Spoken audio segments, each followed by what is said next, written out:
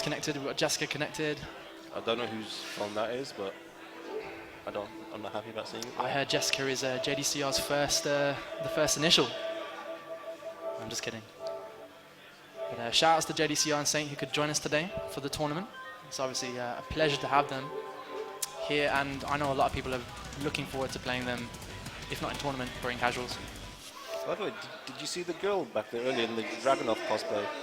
Yeah, that was I mean, pretty epic. If we can get her on camera, if she hasn't been already, I mean, the amount of effort that's gone in to that cosplay, that's ridiculous. Like, I've not seen a female Dragunov ever, first of all. I couldn't even fathom what a female Dragunov would look like, but I want it to look like her. She has done an incredible job, down to the color palette of the trousers, the boots. Shout outs to everyone who takes time to cosplay, man, because that stuff is hard. Was pretty epic. That was pretty good stuff. Are there any other cosplayers? I think there's a cami. There's a cami here I think as well. there might be a cami downstairs. Okay. I mean, you need to be on the lookout for the cosplayers. But shout out to you guys, man. You guys adding some flavor to the audiences here. So here we are into our 5th or 6th game here. Batons. Let's see who we got. Is that Xiaoyu? No. Yeah? No? Yeah. Xiaoyu. First Xiaoyu. Paul versus Xiaoyu. Now I'm of the impression that Xiaoyu does actually quite well against Paul. No, she does not. She does not. AOP going under mids? Yeah, but down one stuffs everything she does. Down one, right. Maybe you've just got that tech from Well, I play against Sebla, obviously, and he plays Ling, and that matchup's just so bad for her, to be honest. Shout out to Luckyrell, who's in attendance here. A Xiaoyu player from Nottingham. AOP Hopkick does stuff a lot of ball stuff as well. Yeah, yeah. I need to see some Death Fists get crushed by AOP into Hopkick. It does, it does. I get so hyped. It does, and I need to see it. Here we go into this game. So we've got Hasia Fidel, hope I'm saying that correctly, Hasia Fidel versus RST Spike. Back 3 to the head. Just barges. Barge, we've seen some unsafe moves here. Back one just to kind of stop him. Oh, no combo. Another drop combo here. Kind of case in point, although that was a high. Just goes for the down forward 2-1. Why not? And we're looking at a barge punish there if that was blocked. Could have potentially taken a round, but that's exactly what I want to be seeing. Just don't bother. Not only do I hate ball, but I like to see AOP crush Death Fist. Anything that crushes Death Fist is... That wasn't even AOP, it was just a low. Yeah, it was the low, right? Yeah. Just crushing the first frame. Magic 4 hits out of a get-up. Interesting stuff. Doesn't opt to go for downstairs. Goes straight into Demo Man. No waiting around. Why not? Not giving his opponent any time to think. That is the best time to use Demo Man at the wall. Yeah. Since they've got no chance of trying to backdash or anything. Exactly, because your opponent is definitely thinking, how am I going to get out of the wall? Punish though. Interesting. I don't think he's too familiar with this matchup. So Xiaoyu... Setting him down? No. Hasia Fidel nearly converting, taking him downstairs. But gets a perfect anyway. 7 golden letters. 7 golden letters. Oh. Good start with a power crush. Oh wow. Hitboxes flying across the screen. We've got RST Spike. I don't know why he tried a forward 2 though. Yeah, maybe he was going for a wall break. Sorry, a floor break. Maybe it was too slow. Goes for a big low. And I'm not going to say a convincing game because there were periods in that game where it was going back and forth. A bit of a messy game. Yeah, I think there's some unfamiliarity. I mean, Xiaoyu is just... Oh yeah, I mean, he's definitely blocking stuff against Xiaoyu that was not safe from block. Yeah, you think you can crush something, it's actually going under your move. She has so many options and tools like that. People are putting her top tier. I personally haven't seen it so far, but... I'd say top 4, top 5. Yeah, okay. We've not seen many Xiaoyus in tournament, and so obviously it creates the debate that tournament characters are obviously different can be different to a range of other characters which are good. Well, I think it's more a case of Ling requires so much effort and time put into it to bring the most out of it. Like the learning curve? Yeah, for sure. It's like Kazuya, Double Jin. If you're good, technically, you can get the best, and they can be some of the best characters in the game. But Hasia Fidel taking this first game. RST Spike needs to search within, see what he can come up with. Goes for a back 3. Nice stuff. I think that was a forward 4, messed up input. You know, it's just that classic thing where if you mess up an input, the next thing you do is the move again. Classic. Death Fist for that damage. Ling also has some nice punishes for Death Fist on block as well. Such as? The only time she can't punish it is at tip range, but even then, the punishes you normally do, it's still safe on block afterwards. Okay. Up 4, 3+4. Nice. We saw your sway 3 there. One of the moves you were shouting out. And, there we go, sway back 1+2. Big damage. Some USB is messing up the, hopefully that won't distract anybody. Back to this game. Back 1+4 Nice. First time we've seen it today. Just kind of dancing around the screen. Forward, taking her out of the air. Shades of Tekken 1 there. No, that was a waste of a raid drive. It was kind of a waste. I kind of thought it would launch, launch and pick them up, but that's the way to. It's already the best raid drive in the game, arguably. I mean, the mix-up is just so there. You see Princess Ling, a good Xiaoyu player over in America, over in the States, use it quite often.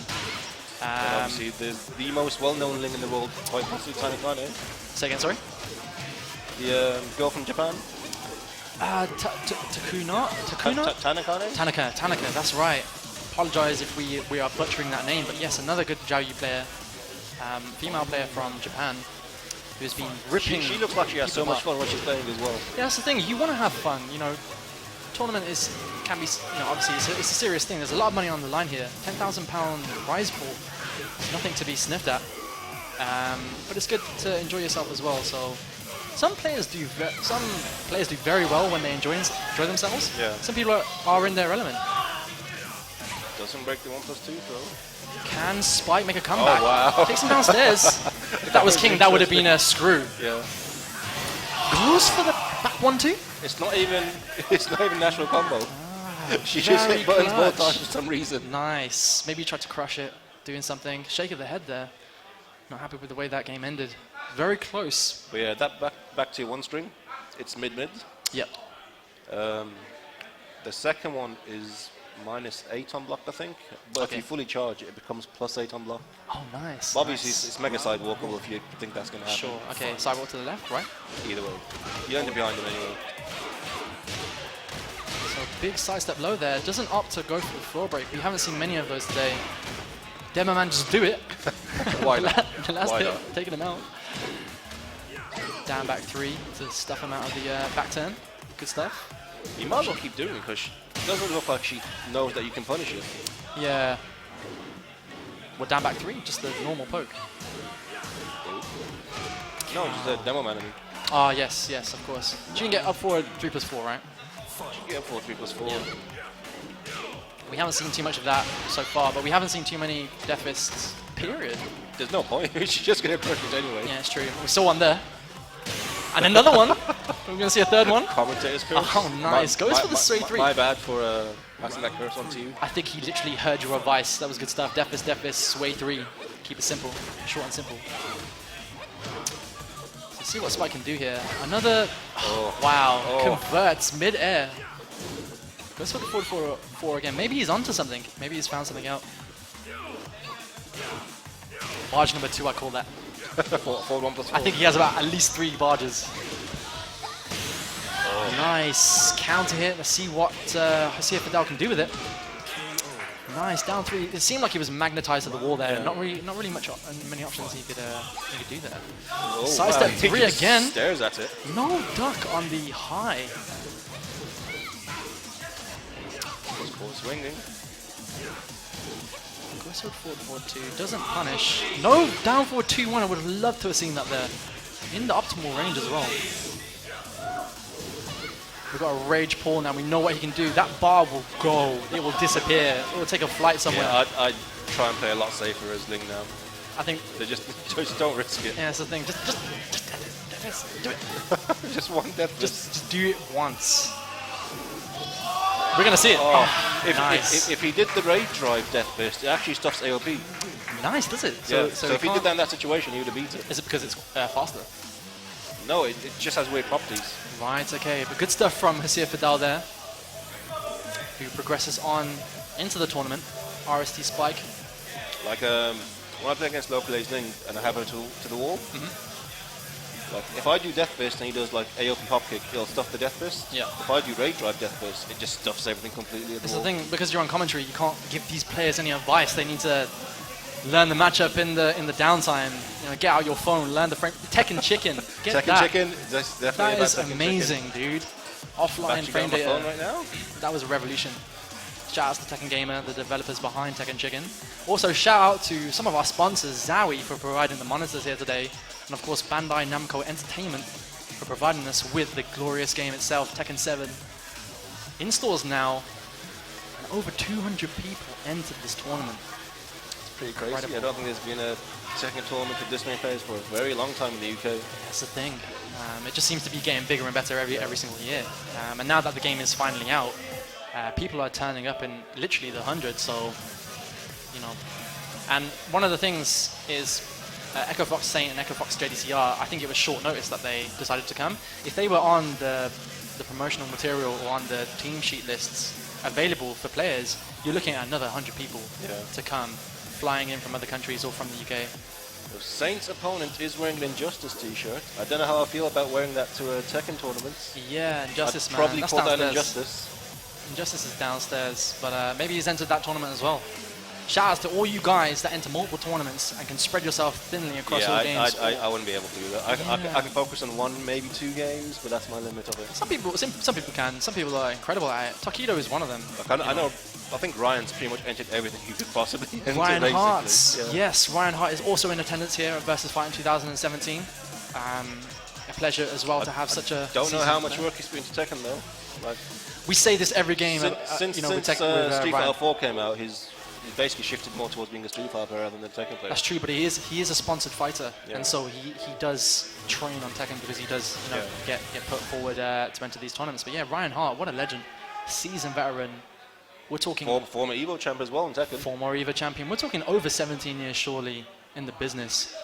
But yeah, what a legend to have here today. Well, I've been around since 2001, and he's been around for like a good 2-3 years before me at least. So he's even more old school What's than that? I am. He was on that game show. He was on Game Master or something. And Yeah, he was on Game Master. yeah, that was like 1997, 8. I think Cobra Commander was as well.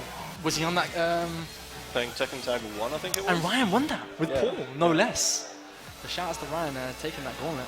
But yeah, someone who's been in the game for a long time. And it's good to see some of the older players turn up here. They're not fazed by the new stuff, that the You new know what? game. You know, sometimes we just need to come to these tournaments and show these whippersnappers what it's all about. Well, that's the thing, and it's a massive benefit to everyone involved. You know, some of the young players can learn from the older players. But here we are, straight into it. We've got Saints, Echo Fox Saints. I heard this guy's pretty good. He's not bad. He did win Evo 2016, and a very humble guy. It was a pleasure to meet him earlier. I actually haven't managed to talk to him. Is the English actually decent? So JDCR's English is a little bit better. Saint is, I didn't get to talk to him all that much to evaluate, but his English is decent. I think they're trying to learn together. That's good. But yeah, the 16-hour flight it was from South Korea. I guess you kind of had to learn the language when you're constantly going abroad. Well, talk to Nee, man. He still doesn't know any bit of English. I don't think he knows any bit of English, dude. Okay. Literally.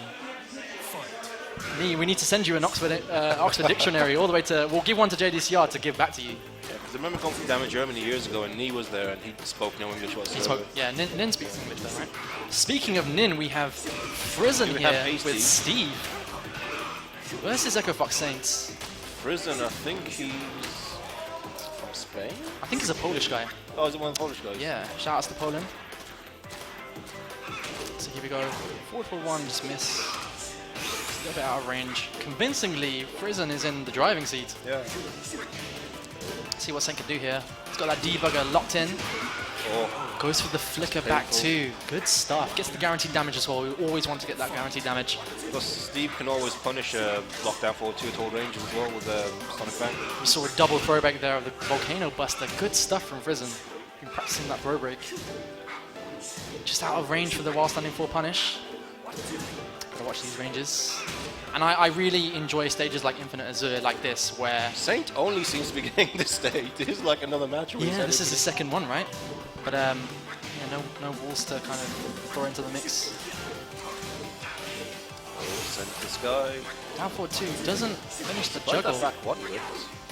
breaking the throw. We've got a Rage Steve here. Tries to catch him with the back one. Unfortunate. Can sense the down back one coming.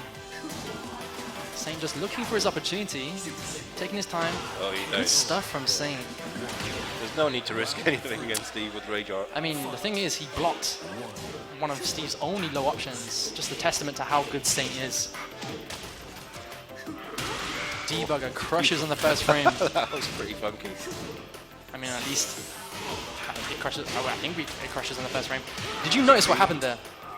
So Frizen did forward 4-2 for the second time, and instead of going for the punish this time from Saint, he opted to just leave it because he adapted from the forward 4-2 attempt in the earlier round. That's the kind of presence of mind you want as a player. You want to be able to adapt in between rounds. Or something into down forward 2, just do it. Into guaranteed damage. So the first game goes to Echo Fox Saint. He seems nice and focused here. Both of them seem nice and focused. Jack does have one of the best win poses in the game, though. The gorilla. No, not that. No, not that. Oh, the run into the run into the camera. It's all about that running man. Jack, man, someone needs to fix your sat nav or GPS system. It's not about running into cameras. To get G Corp on the case, sort out that GPS. Do have a walled stage now. We all know how scary Steve is with walls, but Yeah, then again, so's Jack. Yeah, so. they're both scary characters. And the thing is, if your back is against the wall and you're Steve, forward 1 just to check you and keep you there, you're going to be seeing a lot of that, I feel. Can't punch parry that forward 1 either. That's true.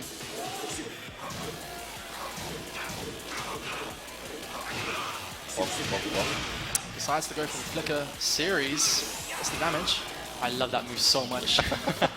At the end of the combos. It's a new Tekken 7 move, isn't it? Yeah, literally. That was a move where a lot of people were doing that at the end of combos, and for some reason they're just not doing that anymore. Yes. Oh, wow. Up forward 2 to crush the low. Just do it. Good stuff from Frizen. Doesn't break the wall. Oh, I thought he was trying to get a second perfect against Saint of all people. That would be crazy. Imagine having that on your resume. Take that to any tournament. Yeah. Go to a job interview. Like, oh, I see you. Hey, listen, I double perfect. You've got the job. I would definitely hire any guy who's done that. Oh, forward 1. Rage Steve goes for the hit. But he maybe. Oh, nice. 14 frame Rage Art. That's gonna kill. Yeah. Doesn't kill. Saint's still in this. Kind of even on life here. Next move wins and down forward 1. Just keeps it simple. Dash down forward 1. Just why not? That would have been good. Oh, just starts with down forward 2. Down forward 2 straight away. Straight to the wall. Hey, listen, if it works, and again, it's the best thing ever. If the move hits, it's the best thing ever. If it doesn't hit, then it sucks. So it's one of those cases. But is Jack's 1+2 actually safe? Back 1+2. His machine gun punches. No, his tailspin. Oh yeah, he's like filler. He's like juggle filler. I'm not sure. Maybe it is. Tekken Chicken, man. We need to open up that app. If someone knows if that Jack back 1+2 is safe, leave us a comment. I think it is just 1+2. Just 1+2. Okay. No. It's back 1+2. I was dabbling in practice mode. They changed the notation of the machine gun punches, I think. Anyway, back to this match. What? Saint trying to mount a comeback here. Goes for the classic Frizen, not keeping an eye out for that second move. But to be honest, Saint doesn't really use it that much, so good stuff from Saint. Keeps him out of range. Just checks him left full crash down back 1. Another down forward 2 connects. We're going to the wall here. Saint not optimizing for the wall splat. Decides to just keep him there. Forward 1. Gets beaten out by back 1. We're at the other side of the stage here. Oh my Big God, damage. I'd like to see another upward. I'd like to see another upward 2 here. But if Saint takes one more bit of chip damage, you'll be on rage. This is the thing. They're kind of even in life. Actually, they'll both be on rage. Yeah, it's match point. Forward 1 just to check him. Oh. How is this going to end? We've got a rage art here. Oh, it's a high. It was crushed. Man. Saint goes for the low. That was so disheartening. But here's the thing. So Saint knew that he had enough life to take a down forward 1 there. Yeah. And so he may have option selected. He was right, and blocks the down back 3. For the second time in that series of games. So Saint moves on.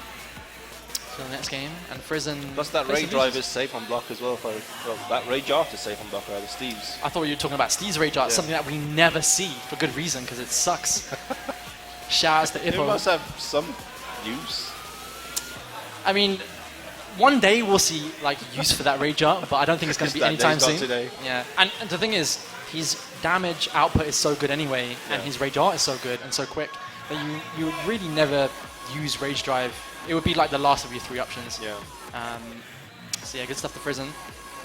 And Saint who progresses on. But yeah, we're getting. I feel nice and warmed up, Reggie. How are you feeling? I'm quite good. Good stuff. So we're into our next game here. I think Kane and Trench has woken up here. Finally. After snoozing in that hat. I think so. I don't need to watch Saint play. I don't need to watch JDCR play. I need my nap. Hey, listen, even if you're not competing, you want to be close to any kind of screen where Saint and JDCR are playing, just to pick up some tips. You know, it's not necessarily about their characters or what they do in game, but it's how they conduct themselves as well. Yeah. How focused they are. Do they have any Red Bull beside them? Hey, get yourself a Red Bull straight away. But, I could do with some Red Bull right now, actually. That would be good. Anybody in the arena can donate to Red Bull. It would be appreciated. Again, shouts to all energy drinks. I've got a Lucozade here with me. I've not opted for the Red Bull. I don't want those crashes later. But you know, there's going to be quite a few entrants with their Red Bull stats. Red Bulls, Monsters, Relentless. Monster, Relentless is another animal. That's something else. Monster, Relentless is up there, man. That's top tier in terms of energy drinks. If you have a better energy drink out there, which you know, again, leave a comment. There used to be one I used to love back in the day, but I don't think they do them anymore. Or maybe only selected places do. It's called Red Devil. Red Devil, yes, I kind of remember that. Yeah. I kind of remember that. So here we are into our next game.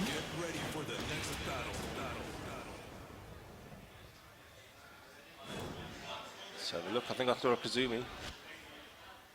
So we got Kazumi versus Claudio here. A character I do know quite well. See what we can see what happens here. Infinite stage. Let's see what happens. Hop it. No hop. Ups with the back 4-2. Straight into Starburst. Side walk. Hop kick out of range. Maybe trying to scare him. Hop kicks out of the. Hop kicks the entire mix-up. This for the wrong juggle there. Big damage. Already has Starburst activated. Goes for the while standing 2. Keeping it simple. Drops the while running 2. Unfortunately, that's going to kill. Oh no, it doesn't. Not enough damage. That will kill Claudio, however. Unfortunate, man. Sent to the Shadow Realm. Good presence of mind from Ash G here. And apologies, we've got Ball SX. Sorry, SK. I can't even say that name. I'm not even going to attempt that name. Let's call him Bort. That may be his sponsor. SK? I think we go for SK? Asome. Asome? A-S-O-M-E. Asome. Okay, Asome. Asome? Hey, Asomia? Asomia. Asomia. Okay. We finally got it. Let's settle on Asomia. Asomia with that hop kick. Doesn't complete his juggle. Ash G getting out of range here. Claudio with that range. It might punish. Yeah. It does. Good stuff from Asomia. Do a nice bit of damage. I just know for a fact we're butchering that name. Yep, she is on Raid Drive. I know for a fact we're butchering that name, and good duck, Mash G. Hey, listen, if you're one of those Claudio players out there who is still doing while running 2, think again against good players. They will duck that. They're not eating that +7. But anyway, back to this match. What's his mid option off of It's 4. It's 4 to 4, or while running 4, which does a good chunk of damage. It's safe as well. It's -4, so a Claudio player can go for that. But what I found is people would rather eat the 4 than just kind of eat the while running 2. Yeah. But we've got Ash G here with a good chunk of life. Eats a hop kick. Asomia kind of going for that 4-3 juggle, not the kind of bread and butter juggle. He's kind of got his own stuff here, which is fair enough. Hop kick range is just crazy. It's good range. I'd like to see Ash G punish a lot more. That's blocks. Tiger uppercuts. Tiger straight to the face. Good punish there. Ash G with the first game. going straight to character select. Get straight. Oh, we might have a character change here. Maybe Asomia has. I know we're butchering that name. I'm so sorry, Asomia. If you're watching this back, drop some X's in that name, man. I have 2 in my own, but. Do you? Well, in my Twitch handle, which is twitch.tv/ARCXXNE Arcane. But yeah, some guys took the Arcane handle. Wasn't able to use the A, unfortunately. But back to this match with Ash G. Kazumi Mirror. He's bringing it to him. I predict a lot of down forward ones here. He's basically saying, Veggie, hey, hang on a second. I may be the Kazumi in town. Let me this is his final. This is actually his final form. This his final form. God Goku here, which is broken as hell, by the way. So here we are, back to this game. We're gonna see some Tekken here. I mean, I'd like to some spacing, some poking. Wow. Down 4-2 punish with another tiger. Up from like 10 miles away. Breaks the floor. Good to see. Good stuff. Unfortunately, misses the 1+2. Good stuff. Just checks in. Press 1-1. Did it hit? Yes. Press 2. Ash G are rewarded with a clean wall spot there and goes for the wall break. Sorry, the floor break as well. Down 1-2. Now this is a move that we're going to be seeing more, I think. What's so good about it? It's like you know, Heihachi's Heihachi and Paul's old school down 1-2. Yeah. The second hit will wall splat. Oh, okay. Yeah, Paul's not got it, but Kazumi does. She's one of those characters that still do. Paul still got it. Paul still got it. Yeah. Does the second hit still wall splat? Yeah. Yeah, I mean, we need to see that more. I don't know how minus it is for Kazumi, but it's definitely an option for the wall. We're going to see a floor break? Oh, we don't see it. Goes for a very short juggle there. So here's the thing, they kind of know what each other are capable of. Yeah. Goes for a power crush there, if you were wondering what that charge move is. Some break the throw, that'll kill. That will kill. So a round apiece. Into the next game here. Goes for the stance. Flies back, just get some space. Yeah, he retreats out there. Oh, good whiff punish. Goes for the wall break, sorry. We're downstairs. Big damage, 1+2. Where did her life go? Where did her life go? We're 17 seconds into the game. Good that's save punish. optimistic, I think. Very optimistic. I would have seen a nice down 4-2 punish there, like he did in the previous round. But goes for nice and safe down for 1+2, twin pistons. Seen it again. We're going to be seeing it a lot, so get used to that. Again, I'm seeing a lot of this, if you notice, the stance 2, which is high, and I've not seen it blocked often. Duck and punished often. So something that people need to be aware of. But this is game. Machine gun punches. This is and game. that should be... That's game, yeah. Good stuff to Asamiya. And Ash G moves on. Progresses into the tournament.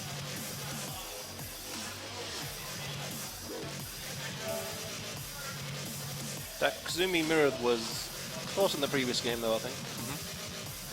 So neither of them seem to be a fan of using down forward 1, though. Say again, sorry?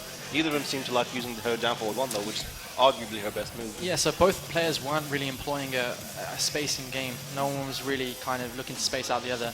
I saw it a little bit from Ash G, and he did utilize down forward 1 sometimes very well, but we weren't seeing a classic spacing down forward 1, down back 4, game.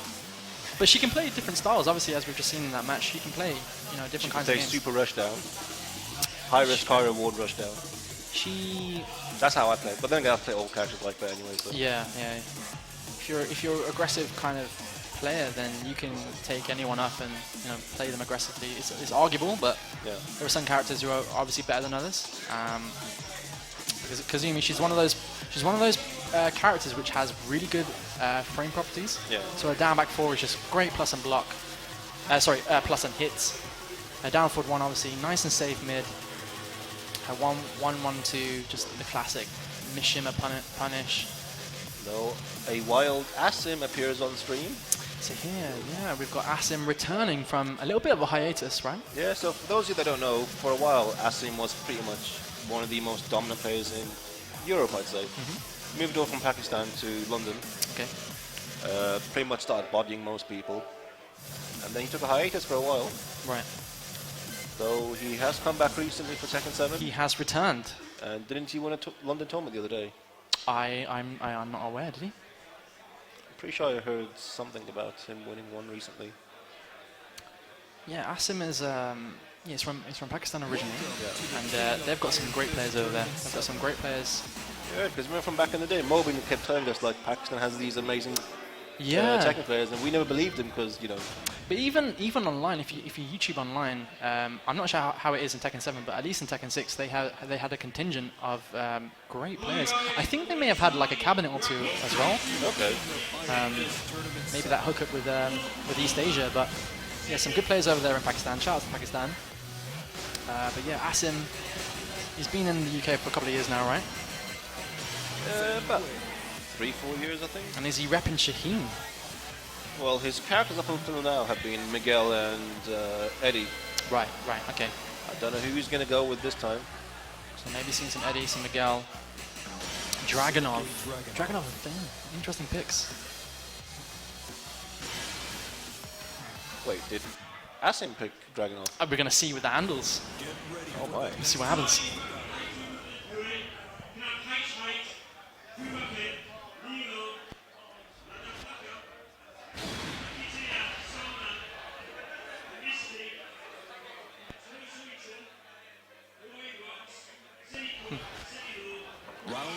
Here we go. Let's have a look.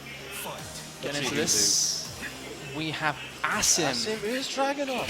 Asim is picking Dragunov. Hey, listen, everybody is picking these tournament characters.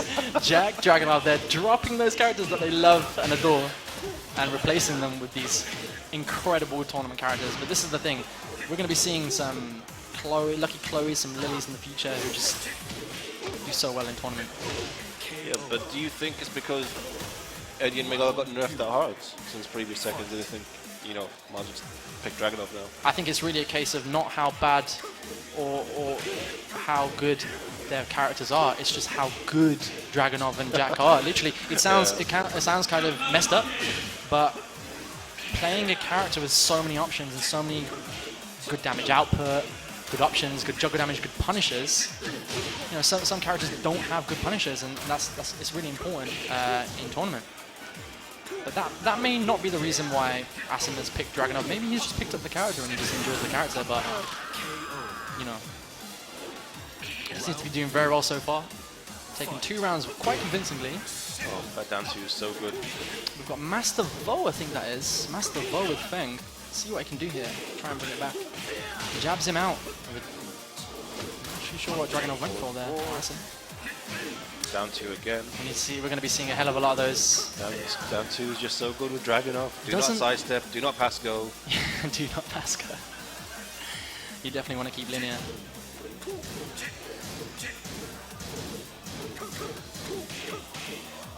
So that 10-hit string is so annoying. Goes for the sidestep, down forward 3.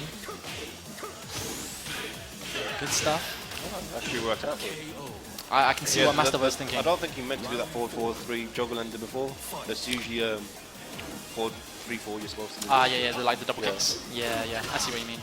I think Master Vo ended up working out better for him in the end. So. Oh yeah, that's the thing. If it works, it works. I think Master Vo is looking for a sidestep mix-up here. I've seen him do sidestep down forward 3 quite a few times. We're going to be seeing sidestep 4 eventually. The thing is, sidestep 4 is so hard to land unless you're right by the wall, basically. Yeah, but on a wall stage like this, it's just going to do poke damage, basically. We won't be seeing any more while standing 4s though. Sorry, not while standing 4s, sidestep 4s. If I was Feng, I'd go for stage selects. Oh, I think he is going for stage selects.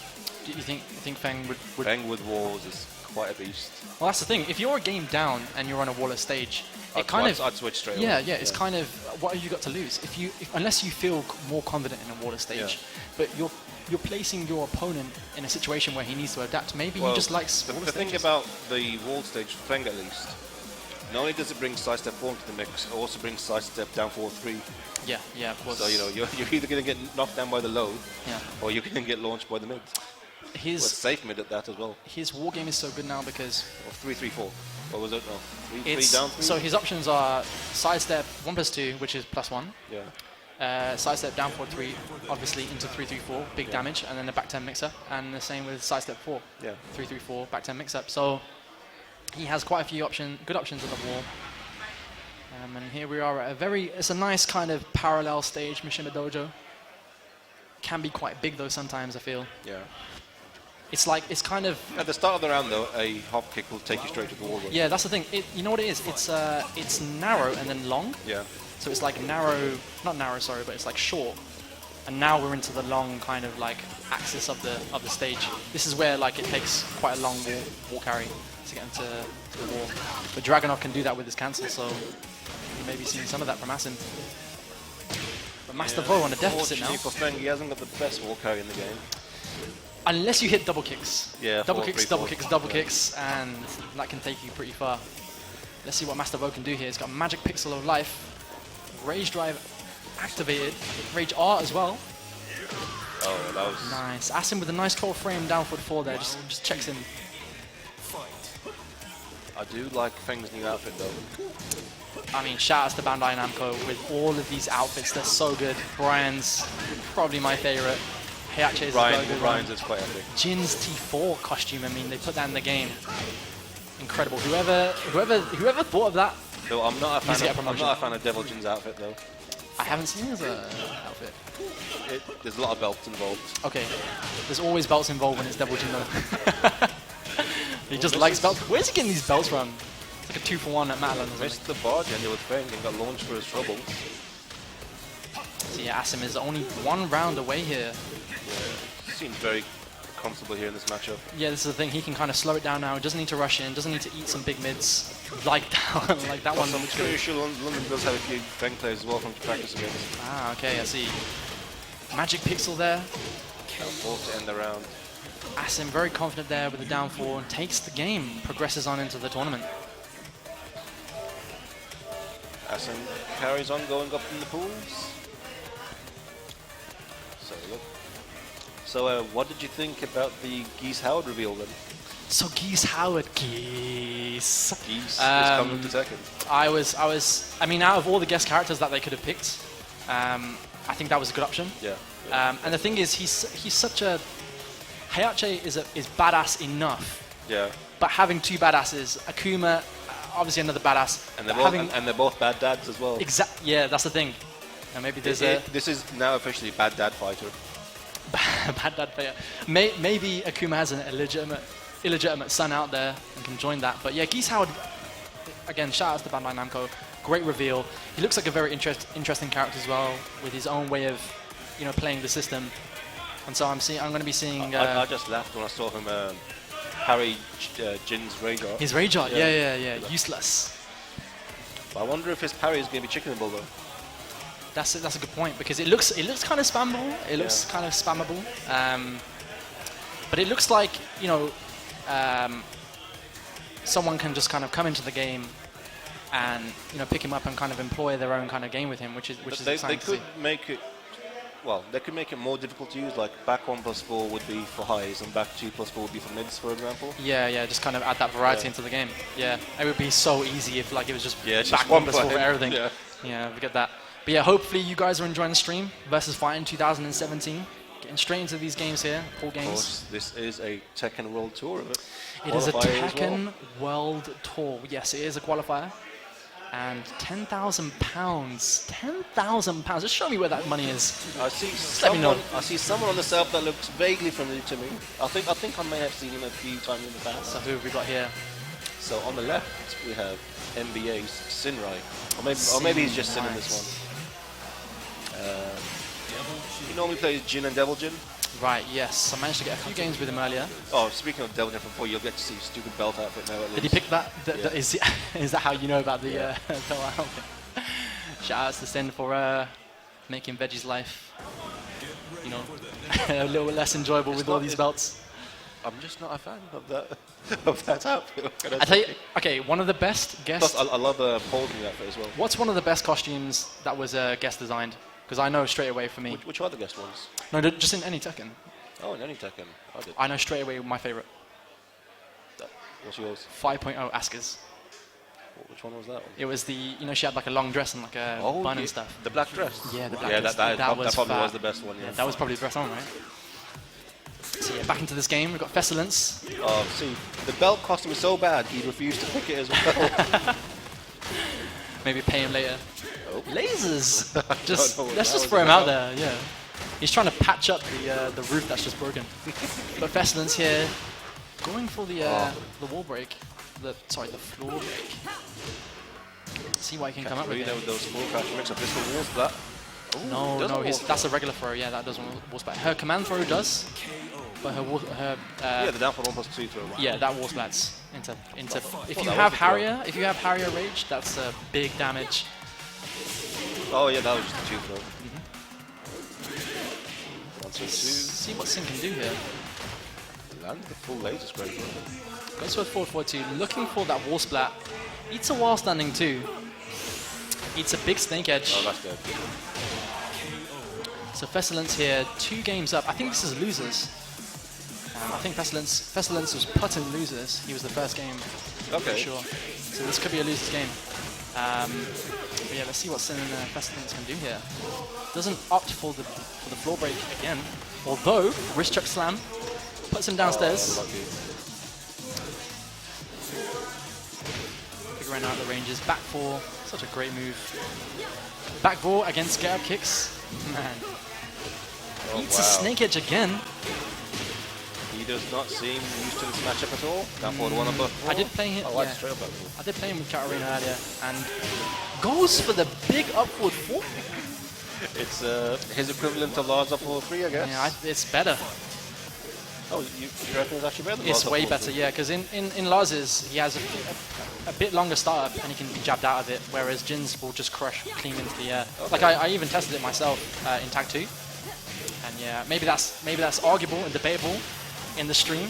Let me know if you think Lars is up 4-3 or Jin's up 4 is better. I think Jin's up 4 is better. They're equally like good moves. But for me, Jin's up 4 wins. Goes for a down forward 2-2 there.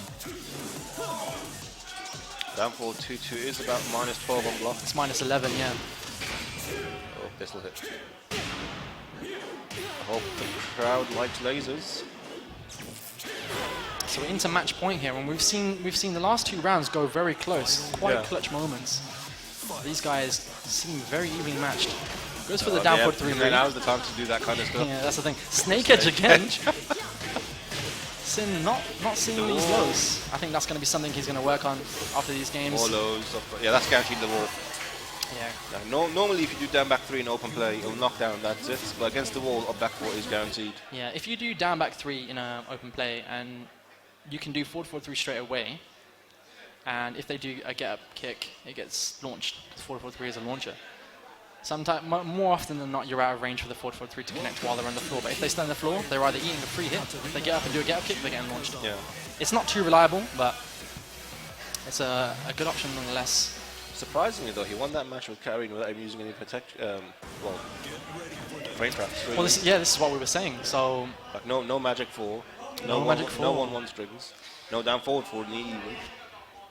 Yeah, so I think we've got character change here. Now this is what we were talking about, a character change. The first one we've seen. I think it was the first one. And it's regular Jin. Wait, is it the first one? He's lost the wings. I think, oh no, Kazumi, and we saw the Kazumi change. But here we are, back to this match. Jin versus Katarina, see what Sin can do here. Goes for the hop kick. Unfortunately, he doesn't get a clean wall splat. Katarina enraged, this is what you don't want to happen. Good option for the throw. So much damage. Takes the game. Throws will be costly if you don't. I mean, that's a 2 break as well. So yeah. No punish. That is -12. It is. He was just out of range with the 2-1 there. Still getting a lot of mileage from that down forward 3-3, and these regular throws. He's still getting a lot of mileage out of these down forward 3-3s and these regular throws. There you go. Kind of checking him. Goes for a hell sweep there. Nice optimization. Oh, great sound. Very good stuff. Kind of waited there. It literally just stood still. Saw it with. So Sin looking quite comfortable here. Seems like the character change is paying off. Let's see what Festilence can do.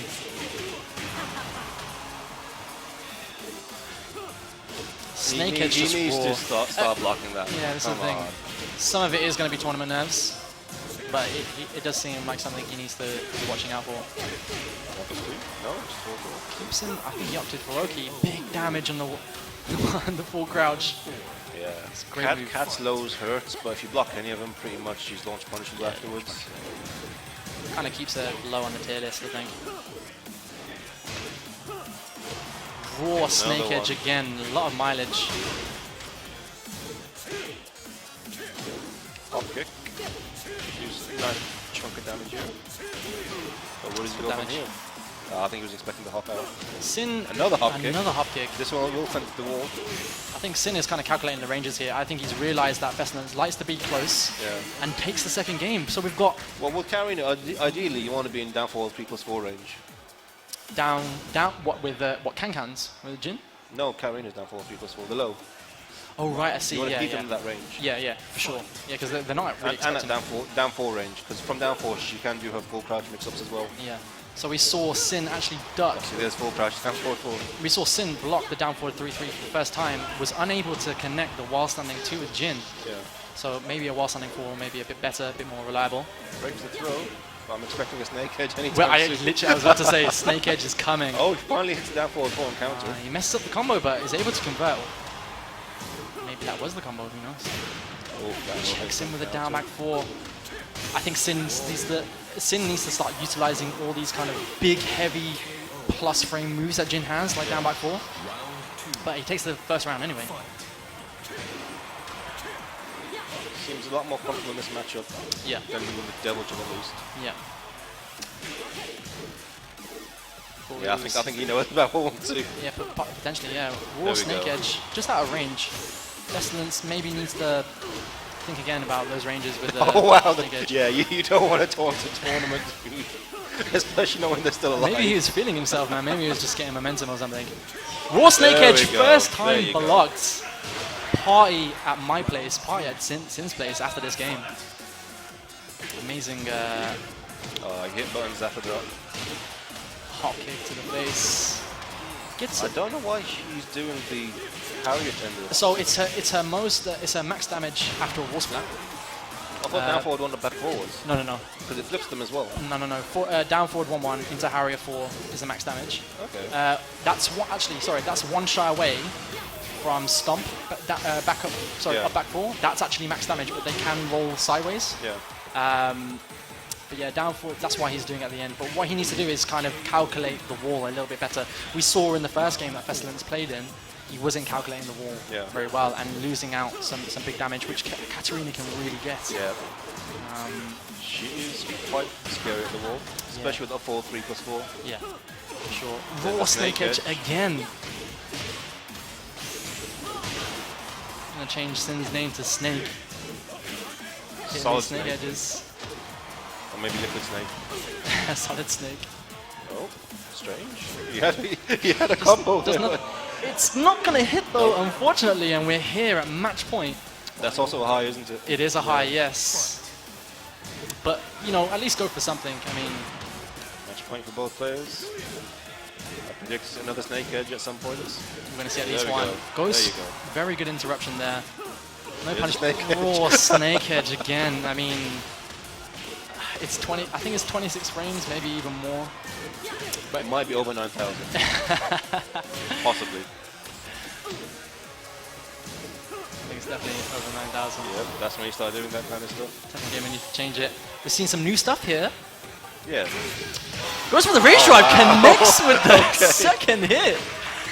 Good stuff from Sin, and he takes the game. I thought Festilence was properly in control there. He must not have known that there's a second part to it. Yeah, that's the thing. It's like a... I didn't even know there was a second part to it. There's 4 parts to the game. Yeah. I mean, sorry, 4 parts to the rage drive. But yeah, that's crazy stuff. Probably the most hype moment so far. He's lucky he won that, because if you lose after you taunt in a match, there's not many things that are worse. I thought Festilence was going to take that one, but it just goes to show how quickly the turn of the tide can be. Especially when you look at that first match, like when he was using Devil Jin, it kind of looked free, to be honest. Yeah, see the Devil... Like he was messing a lot of stuff up. Yeah, it's true. Maybe he wasn't... A lot of his stuff was getting stuffed as well. Yeah, maybe he was just not feeling Devil Jin. Maybe he had that Pocket Jin all along and was planning to, you know, play Jin in the, you know, if he was going to lose. But here we are with loads of DualShock 4s connected. Please disconnect. This is not what we want to see. We don't want to see any random pauses from the audience. Please turn off your controllers. But we've got an interesting matchup coming up. Fergus versus C-Krizzle. So, District Fergus G versus... is part of Team Dutch Gaming, I believe. Team Dutch Gaming, yeah. Fergus and a chap from Ireland, I believe. Got that Dutch connection. He is from Ireland. So, maybe a new sponsor, because I believe he was CKT before. So maybe being picked up by Tekken Dutch Gaming. I think he's made enough waves in the Tekken scene in the past couple of years at least. Yeah. To be picked up by someone. He won, I think he won the Dublin qualifier. I think he won on his home turf and then came into a final, I think, with Kane and Trench. Yeah. But yeah, we're talking about two, you know, top players from the United Kingdom here. For those of our, you know, our international friends and audience, and C-Krizzle right up there as well. But yeah, District G and CKT, they've got some really good players. I think District G is actually out in full force tonight. So I've seen quite a few of their members walking around. Yeah, I mean, it's expected of them to place. So we'll see what happens. But again, there's so many hungry competitors here today looking to make a mark. So many players that just I've probably never left their bedroom and they're here to make it. Also, like I was looking for the brackets, and pretty much every bracket now is like a group of death, basically. Yeah, that's the thing. One of the brackets we had Arsenality, Elemental Deity. We won one of the qualifiers. Ed Xai, and I think someone else in there as well. Yeah. We've got another group with Hwoarang, Starscream. Those are two fantastic players. I'll be looking forward to see what Starscream can do in Tekken 7. Yeah, I mean, so in the King of Iron Fist last year, he did quite well. Yeah. But he's been kind of off the radar for a bit, so see what he can do with Hwoarang when he plays. But anyway, back to this match. Fergus versus C-Krizzle. Should be a good match here. Entertaining. Mishima Dojo. Laura and Asuka. This is what we want to see. And, see what the guys have got. Round one. Fight. If you're just joining us, you're at Versus Fighting 2017. My name is Arcane. I'm here joined by Veggie. And we've got Fergus using Asuka versus C-Krizzle with Law. C-Krizzle. Oh, counter knee. Back four. These kind of knees that we need to see. She's just got crushes for days. Yeah. Oh. Nice duck by C-Krizzle there. See what you can do with the rage. They're both in rage now. I'm sure they've both got something up their sleeve. Good duck by Fergus. C-Krizzle with a nice pressure there. Didn't give Fergus any time to kind of... It was a very close round. Yeah, very good. Eats a throw. Goes for a kick charge. Setup City. Yeah, that's guaranteed. Let me just check you into Setup City. That's half bar from a couple of setups.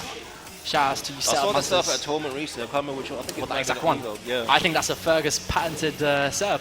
Is he rubbing some of the Asuka's strats? Either way, it worked. And C-Krizzle has got a mounted comeback here. Pretty sure I saw it to Eagle in top 8.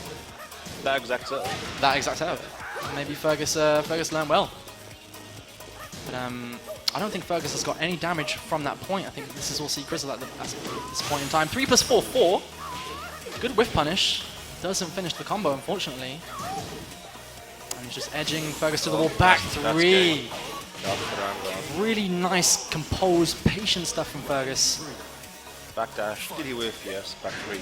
I liked how Fergus was eating a lot of pressure and just, you know, wasn't playing C-Krizzle's game, just waiting for his opportunity to come. And he's already got half bar. 8 seconds, 7 seconds into the game. Yeah. C-Krizzle again working on a deficit. See what he can do with rage. Doesn't duck the high. I think it might jail. Playing very patiently with Asuka. There you go. Crab jab. Convincing perfect by Fergus, just locking his opponent down. C-Krizzle going to have to dig deep inside and think about maybe changing his strategy. I know C-Krizzle, I don't think he plays... He needs to do something different because that last round looked very, very comfortable. This could go to a character selecting. I'm not sure if he plays many other characters, but you never know. I've only seen him play Law, to be honest. Yeah, he's a residential Law here in England. But Two very good players nonetheless. Goes for the parry for a throw break and ends up having such a big window that he parried the next move. Good stuff from C-Krizzle. Ups to go for Oki.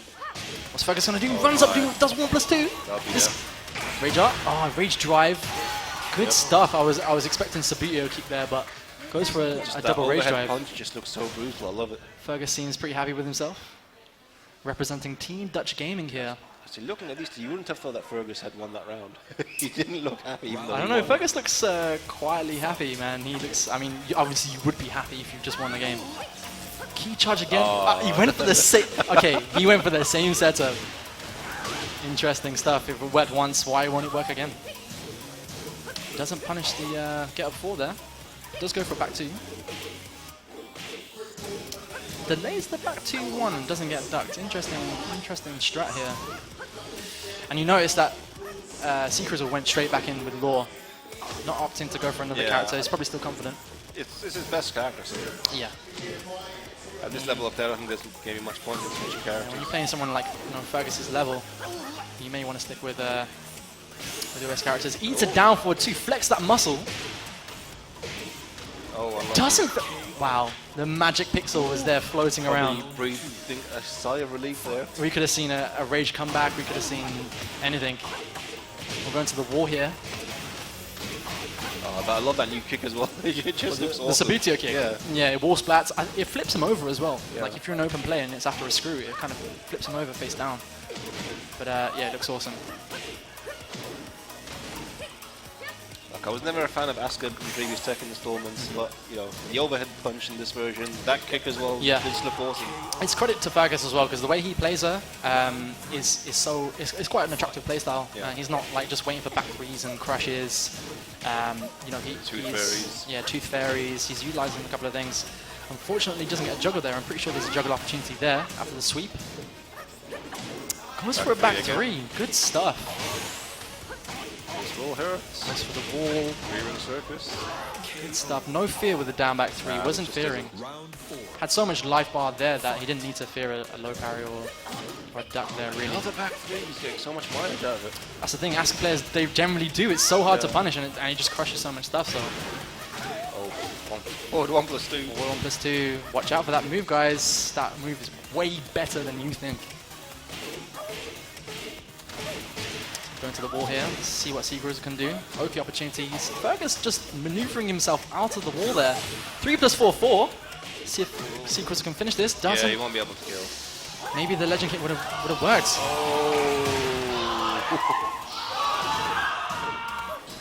Good stuff from C-Krizzle. I mean, I had my heart in my mouth. I had nothing to say there. I literally had, had everything to say and nothing to say at the same time. Fergus is on match point. This is match point here. C-Krizzle needs to dig deep. He needs to win this round to stay in the game. C-Krizzle needs to look inside. Oh, it's working on just catches him. He's back to the wall as well. This is not ideal. Tracking move just puts him straight back into the wall. He's got rage here. Fergus cancels the sweep. Good stuff from C-Krizzle. Unfortunately, he doesn't connect the 3+4, 4. Goes for a rage drive. Incredible stuff from Fergus. Fergus actually stood up and started mimicking that rage art.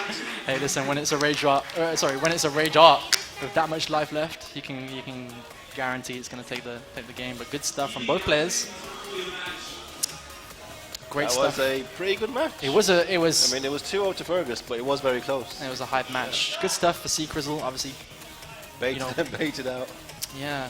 Went for that rage art at the end. I think. I mean, let's see that again. We've got the. There we go. Let's go back here. So rage art. Nah, man. That dragon hammer is literally in her body, and the rage art takes the game. Good stuff. That's exactly what we want to see. Yeah. And there'll be loads more of those moments here as we progress with the tournament. If you just joined us, we're here at Versus Fighting 2017. My name is Arcane. My name is Reggie. Joined by Veggie. Is, of course, Tekken World Tour. Tekken World Tour. Do not forget, £10,000 on the lines here.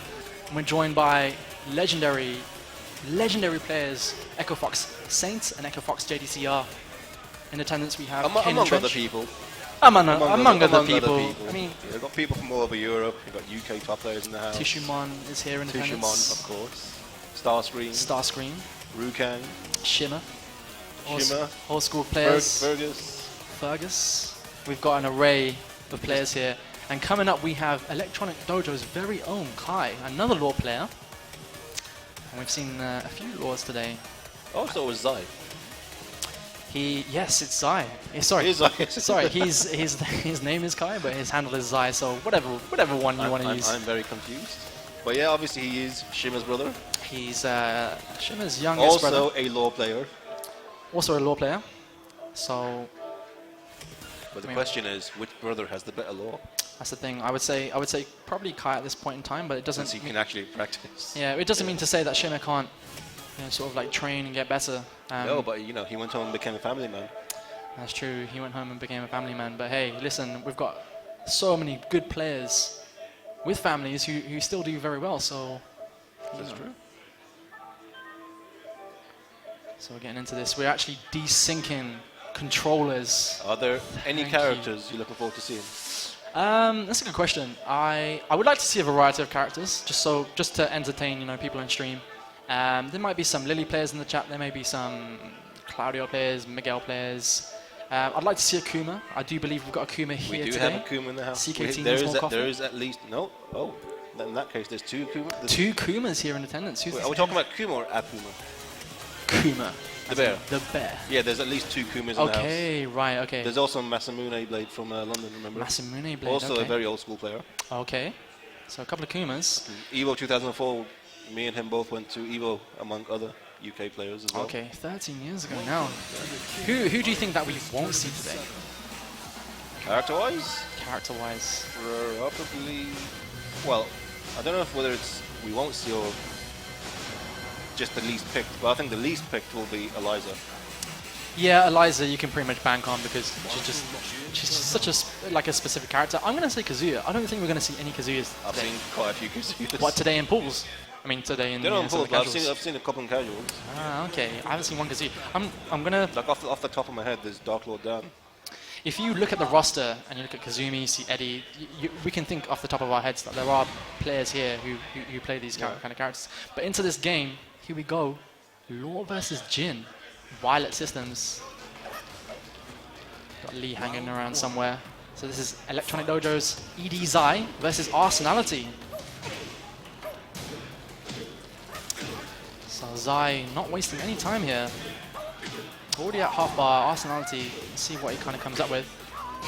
He's being very aggressive with Lore. Kai just literally in his element, a very convincing perfect. Good stuff from Kai. See what Arsenality can do to turn the tide. Nice bit of spacing, 2-1-4. Lei just catches him.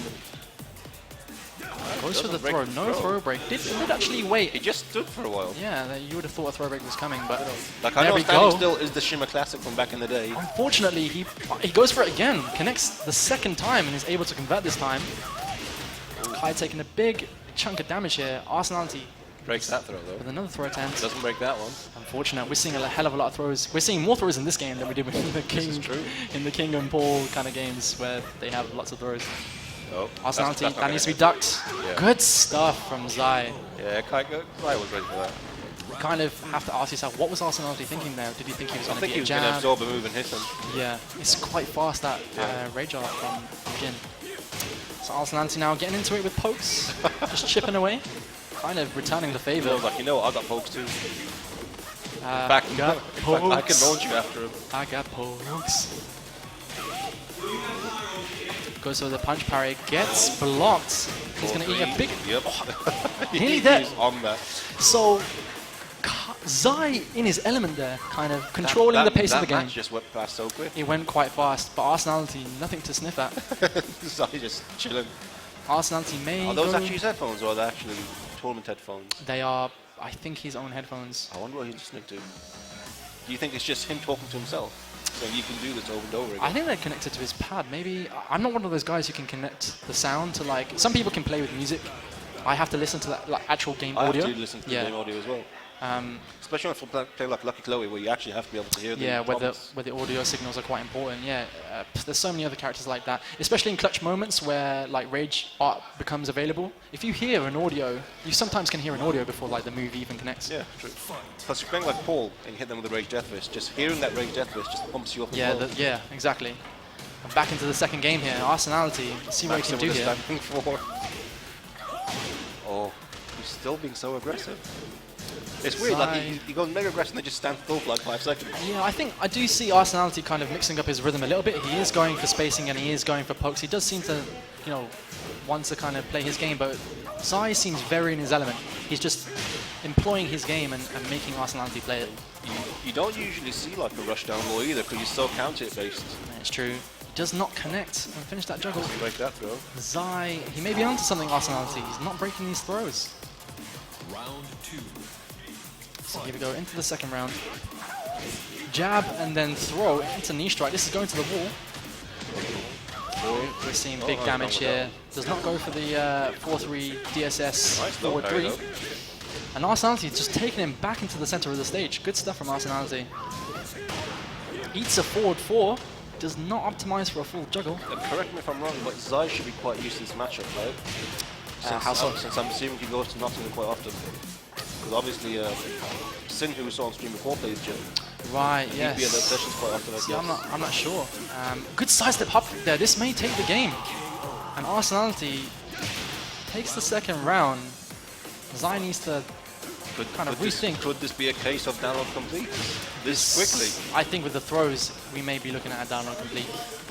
Xai needs to kind of bring the momentum back into his favor now, because he was nice and comfortable in the first game. And there's been shades in both of these rounds where, you know, he's been controlling the pace of the game and controlling the space. Obviously very important in Tekken. Has the manual throw broken. Goes for the 1+2. Doesn't convert, unfortunately. Xai needs to make something happen here. Oh, unfortunate. Yeah, good stuff. You see simple. that? You see that kind of? He just waited for just a second. Yeah. Instead of allowing Arsenality to option select, he just waited just a second and then he ate a mid move. Good stuff from both these players. This is a good match here. Both spacing each other out. So both of these players kind of having trouble with throws. Just 1+2 throws, it seems. Yeah, manual throws. I have seen a few manual throws as well kind of connect, but maybe that's something both players need to keep in mind. Eats an electric, goes for a down 2. Another knee strike, and this could be game. It is game. Oh. Magic Pixel goes for a 4-4-3. Just do it. So we're now at match point. That pretty much is Law's Death Fist. Yeah, pretty much, and it's a power crush. It's pretty good. It is launch punishable. Good sidekick somersault from Xai. Good stuff. Good start for Xai. Oh, he could have took him to the wall. It didn't take him to the wall. Interesting option there from Xai. Just kind of maneuvering back here. Eats an electric. Just dropping his combos though.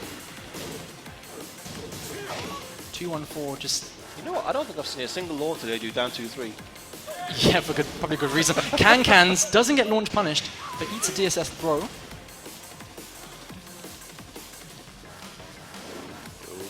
Getting a bit tense between them.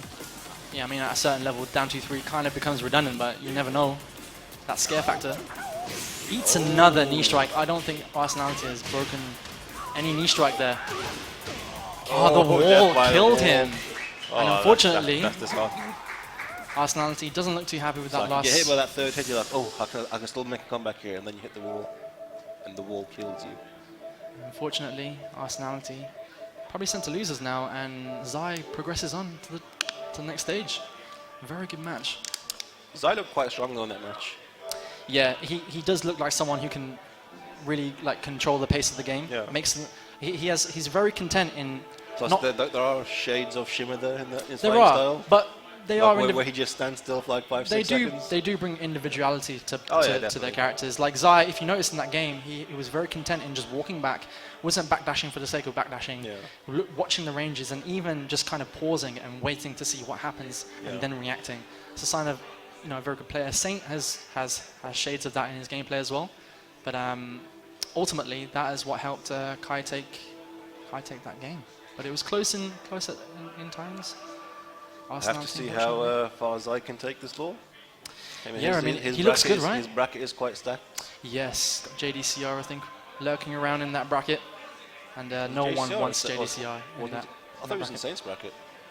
No, he's in JDCR's Oh, bracket. oh, Yeah, yeah. Saint is in another bracket. Yeah, that's, If you had Saint and JDCR, how hype would that have been? Just put all the top players in like one bracket, see who comes out on top. But we want some good games here. And talking about Saints, he is back yet again. Echo Fox Saint joining us for the next game. And if you're just joining us, we're here at Versus Fighting 2017. My name is Arcane. And my name is Reggie. And we're here at the Tekken Tour. We've got the polls here for you guys, for you stream monsters out there. Let us know how you're finding the stream. Leave comment. It is still quite early in the day. It's 2 o'clock now, so we're getting into it. I think pool started at 11, 12? 11, I believe. 11, yeah. So We started at 11, slowly working our way through the pools. we've seen some Kazumis, we've seen some Kazumi mirrors, some Pauls, some Yeah, I was Wars, some quite surprised Fengs. the Kazuma. Actually, no, I wasn't. I've seen quite a few Kazumis recently. We've seen a couple of Jacks as well. Stick around because, okay, there's a couple of Jacks around. But, you know, we're talking about Saint, one of the There's world's also best. Asuka. A very, very And good Asuka, Asuka. yeah. You can just know there's some Asuka players like in the in the stream chat.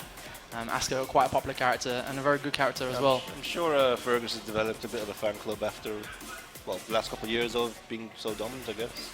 Yeah, that's the thing. So Fergus, again, someone who won one of the qualifiers and was one of the top 8. Was it top 8 who entered the final at Comic-Con? I think we'll stop it, yeah. Yeah. So Fergus was one of those guys.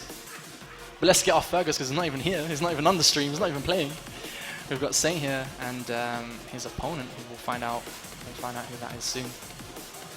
You can kind of see in his opponent's eyes, like, what the hell did I just get myself into? You have to take these kind of things as opportunities, though. I mean, it's Saints. Yeah. You know, the game. Just gotta learn. The guy lives in Korea. I mean, if you get a chance to play him, man. Also, a special shout out to some of our sponsors, Zowie for providing the monitors, and Bandai Namco Entertainment for providing an amazing game. Welcome to the King of Iron Fist Tournament So we still need to email Harada. Yeah, Break. there hasn't been too many email Harada moments. Like, No, can you in terms of email Harada, I'm just talking about adding a couple characters back in. right? Yeah, because I mean, who we're missing here? We're still missing Lei. Well, the two big ones for me is going to be Leia and Julia. Julia, yeah. You know, there's Like, I know there's something right there saying Anna, but I don't really and care about Anna too much. Lei and Julia players tend to play like the other character. Like Yeah. Julia players tend to play Lei. Maybe a big sweeping generalization, but you know, they're two characters we definitely want to see in the future. I'm hoping after they release the 2 guest characters, then they'll maybe start like a season 2 of new characters. Yeah, because there's another one, right? There's another one coming. I don't know. I Like, think I've heard some murmurs about it in like forums and stuff. But Yeah, I think I Harada don't tweeted. think he actually did tweet. I think he tweeted that there was going to be 2 guest characters, but I mean, if you got a season pass, then just watch out for that. I was a fool and I didn't get the season pass, and so no Geese Howard for me. You still can though. But yes, I can. It is still available. I can, and I will. But If yeah. anything though, even if you're not interested in the 2 characters, you should go just for a second bowl. Tekken Bow, I mean, yeah, I need to play some Tekken Bow. There we go. Saint facing another Steve. Luckyrell here. Obviously, this is Luckyrell. We've got CKT ED, so he's repping both CKT and Electronic Dojo here. Luckyrell with Steve and Echo Fox Saint. Needs no introduction. Oh, Getting straight into this, 13 seconds into the game and 7 gold Saint layers. just went out in full force in that round. I mean, you need to email Harada to just, I don't know, buff Steve. Oh, just nerf Saints. Yeah, the nerf Saint in real life. Email Harada to just nerf Saint. But yeah, Saint, fantastic player. Just checking in with forward ones. Obviously, Saint had played against Frizen, who was playing Steve earlier, so he's kind of warmed up against Steve. And Frizen took him to the distance, like, you know, took him quite far. So, did quite well. but I think Saint has just approached this as completely new. He looks very comfortable, like completely new player. Doesn't matter if it's Steve. And he's already 2 games to the good, 2 rounds. Down forward 2, we're going to be seeing a lot of that today. Yep. A move that's minus 14 just hits so often. Oh, a wow. wall I throw, forgot which that move even existed. I don't even think that. No, I did know that it existed, but I almost forgot. While standing 1 just catches that sidestep. And we're back at the wall. Saint just dropping the end of that combo there. Now I saw that. Obviously, one of Steve's weaknesses, as always, has been high crushes. Yeah, Saint is connecting quite a lot of launches. He was able to get a lot of while standing ones, a lot of down forward twos, and well, the thing is, if Saint connects with any one of them, he gets half a bar. yeah, that's the thing. The risk reward is so. If it gets blocked, he gets what 1-1-2 or maybe a Sonic Fang. That isn't. Yeah, I was just about to say. Unless Luckyrell is looking for those launches and he's got that locked and loaded Sonic Fang, then there's no real reason to stop doing it. Even back one will be a punish. It'll be minuscule damage. But if Saint opts to go for something after the down forward two, then he may be eating some big damage from a counter hit back one. But we're back into it. Second game, we've got walls here. Oh, we had walls in Brimstone and Fire, but now it's a more parallel stage. Let's see if Luckyrell gets comfortable. So Saint nice and comfortable here. It's not. It doesn't seem too threatened. That's another match where I think he's found out that his player is just kind of pressing buttons on moves that are obviously leaving Saint on hit. So blocks the debugger and properly launches it. this is Luckyrell getting some damage here, getting on the board. Oh, nice. I believe that is a Jack combo. That is that was big damage. I just see orange. I don't even see yellow anymore. What? Good Sonic Fang. Uh-oh. Goes for the rage shot. Let's see how much life he's losing with. Punches. It will put him in rage. Yeah, it'll definitely put him in. Let's see what Luckyrell can do with it. Does some whiff punish. Good whiff punish. Nice. It was kind of out of range at the first opportunity, but a good presence of mind in the second one. Luckyrell with one round up on the board.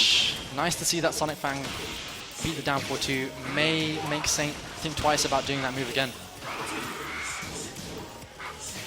Oh dear. Full crouch scissors. Good. Is that a punish? That is a punish. It is a punish. Oh, Good nice. stuff. Luckyrell is making his claim here. Staying really well. No, he is. That'll hurt. Yep. 4-2. 4-4-4. Unlucky on the punish there. Saint will optimize for the wall. Goes for the Wasan in 2-1. See what Luckyrell can do with this rage here. Doesn't whiff punish. Maybe looking to create an opportunity. Yep. Forward 1. We're going to be seeing a lot of that today. Saint on match points. Match point for Saint. But Luckyrell, he can still... hasn't been making it easy for him. No, he has not, and he's one round away from taking this game. It's not looking too good at the moment. Regular throw blocked. Goes for a power crush, and again. Good stuff. As I say, there's no reason not to risk that. Yes. You have so much health. Saint was very aware of his opponent pressing buttons, and so power crush was so good there. Luckyrell now sent to losers, I believe. Sent to losers. Saint progresses on. But shoutouts to Rell, he did do very well in that match. Shoutouts to Luckyrell, yeah. Shoutouts to anybody who takes... He had a very shaky first match where he was getting used to the game, I guess. Hey, listen, any player that takes Saint to the last round of any game, you know, that's kill range. Yeah. He's only one round away, so in my opinion, you kind of have to take each round one at a time. Yeah. But you only have 6 rounds to impress, so, you know, but good stuff to Luckyrell. Like, he was definitely in that game. I do see someone I recognize. So big shout out to some of our sponsors. Zowie for providing the monitors.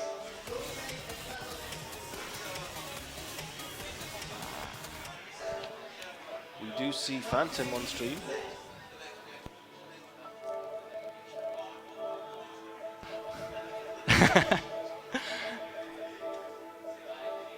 So Phantom, of course, he's known for his Reaven. He's always been known for his Reaven, even back during T5 days. Oh, right. Okay. So the Phantom is someone who, excellent Reaven player, did very well in the King of Iron Fist tournament pre-release. But now it's been, you know, a couple of months since the release. We're gonna see whether players have adapted to what Master Reaven has to offer. I think Master Reaven, well, his Master Raven in particular will still do very, very well. It's still a character that's kind of slept on, right? It's still a character that, you know, some people have trouble with. She's quite scary in the right hands. Yeah, she's got a lot of setups, a lot of 50-50s. A lot of things that make you whiff moves. And the thing is, a character is amplified by how dangerous the opponent is. So you're looking at someone like Phantom, who's, you know, an exceptional player, very good player. Yeah. Reaven in the hands of him is going to be big trouble for his opponent here. Of course, he's not the only Reaven player in the building. Who's the other Reaven player? There is also Tissuemon, somewhere around. He's Reaven. Yeah. Interesting, because there's no mod. Well, he's always played Marduk Reaven anyway. Right, okay. But obviously with no Marduk for this one, he's only playing Reaven. That's another email Harada moment, I think. Please give me back my Marduk. Shout out to all you guys who are missing Marduk. I'm not really missing him, but I know there's some of you who do. I'm an Armor King guy, straight up. You know, if they just give normal King Dark Upper, then there'd be no need for Armor King to come back. Yeah, it's true. Yeah. Got some of Armor King's good stuff, but here we are, Master Reaven versus Bryan. Should be a good game here. Twilight Conflict, a stage that we haven't seen yet so far in the tournament. Oh, yeah, I don't think, maybe once. We haven't seen Arena either. Actually, there's quite a few stages. We saw Arena. We've seen Arena. Did we? Yeah, but there's a couple of stages I don't think we've seen. So back into it. District G, the Phantom versus Double H. I'm not familiar with Double H. Needs that extra H for Paul Levesque. And of course, there's Triple H, who is a fantastic team player from East Asia. We'll see what Double H can do here. You know what though, Double H is doing some stuff that makes me think he actually knows this matchup. Yeah, so he's at a life deficit at the moment, but it's, you know, you can easily turn the tide of the game. Unfortunately, he's one round down now, and Phantom just takes that round. Nice 4-1, just keep him nice and simple. Ups to go for the down forward 3, was probably expecting a high there to crush it. And that would have been big damage in a wall carry. Double H just mileage out of those. Just getting a lot of mileage. Good use of forward 2. But it is a high. Phantom will clock onto that. Oh, wow. Back one to the base, does not convert. Goes for the second knee and just a down 4. No hesitation there. I'm surprised he dropped that juggle though. It's like such an easy juggle now. Yeah, but good on Double H to just kind of come back and reorganize and take the game anyway. Big damage. Phantom there. 1+2 to take him back for Wall Splat. Goes for the back 2. Trying to counter something there. Counter something anyway. Forward 4. Phantom just seems to be chopping him down there. Up forward 4. Goes for the down 3. And hey, it's no fun just calling out moves, but you see what's happening. That match did not look good for Bryan. It was interesting, right? Yeah. It was just moves. Just pokes and pokes. No big launches, no real kind of like... Tried to go for the down forward 1 string. Didn't get anything off it though. Yeah, I think Double H is still... I kind of sense that he doesn't know the character too well. Perfect. And eating a 1+2 just at the wall. It was close up until that last round, and then Phantom just pretty much dreamrolled from there. Well, he's gone for that very quick character select, so maybe he has a couple of characters in his locker. Probably wasn't feeling Bryan. I think there were shades in that game where he may have felt uncomfortable. Yeah. He didn't seem to get a rhythm going, right? He didn't seem like really in his element. Oh my! So Kuma. Speaking of Kuma. Wow. Okay, so there we go. You don't really see too many Bryan and Kuma players. There's well, you don't see many Kumas anyway. Yeah, exactly. I mean, if you play Kuma, then you're probably likely to play some of the other kind of trivial kind of characters. Yeah. But Han Kuma was one of those one of those players who played Kuma, but he also played someone else like to a high level as well. I can't remember who that was, but it wasn't a trivial character. Anyway, back into this game, the Phantom versus Double H. I think he was expecting that to actually hit. Back 1, just that paw. We're just gonna be seeing paws. I know Kuma wants that fish. So Phantom getting a nice bit. This is gonna be a test for Phantom whether he knows how to optimize juggles for Kuma as well, and vice versa. So you do have to think differently when you're playing against Kuma. Those hitboxes and hurtboxes are something else, man. Like case in point, work. So Phantom just can back up now. Goes for a backflip and then a dash. Good stuff. Goes for the down forward 3, so it works there. That normally works, but it doesn't work on Kuma, it seems. Well, if you do a high, yeah. So obviously Phantom was predicting the high at the start of the round, but was not able to optimize. Yeah, none of these combos seem to work on Kuma. Yeah, I mean everything's whiffing here. So yeah, after this match, I think Phantom's going into practice mode. Yeah, that's the thing. See, as a ball player, I don't have this kind of problem. Did you see what happened there? he did while standing 1, down back 2-2, and good stuff for Phantom. He actually optimized the combo and just did a 4. Was able to take the round. I think he needs to just find a very simple combo. We haven't seen Kuma launch too much. I think he's just looking for big, poor hits. He's looking to swipe that poor as hard as he can. The Phantom just nice and comfortable now. He's 1 round away from taking the game. Now we see some flashy stuff here. Some things for the crowd. We've got Rage Kuma though. I want to see circus roll. Please do a circus roll. Oh, that's not nice. No. It's gonna work because he wasn't any. Smack her with the fish. That was game. Wow. She's out of here. Great comeback from Double H. See if he can do anything and build upon it. He's got 2 rounds to go here. Phantom nice and comfortable, just kind of chipping him down. Already at half-life, through pokes nonetheless. Wow, don't you see this very often from Phantom. So again, Kuma and Rage goes for the twin pistons. Goes for the Rage drive and extends the juggle. Good stuff. I would have used it there. I would have kept it a bit longer. Misses the Hell Sweep. Good stuff by Double H. And Phantom progresses on. And why I assume it's still winners. Yes. Do you assume so?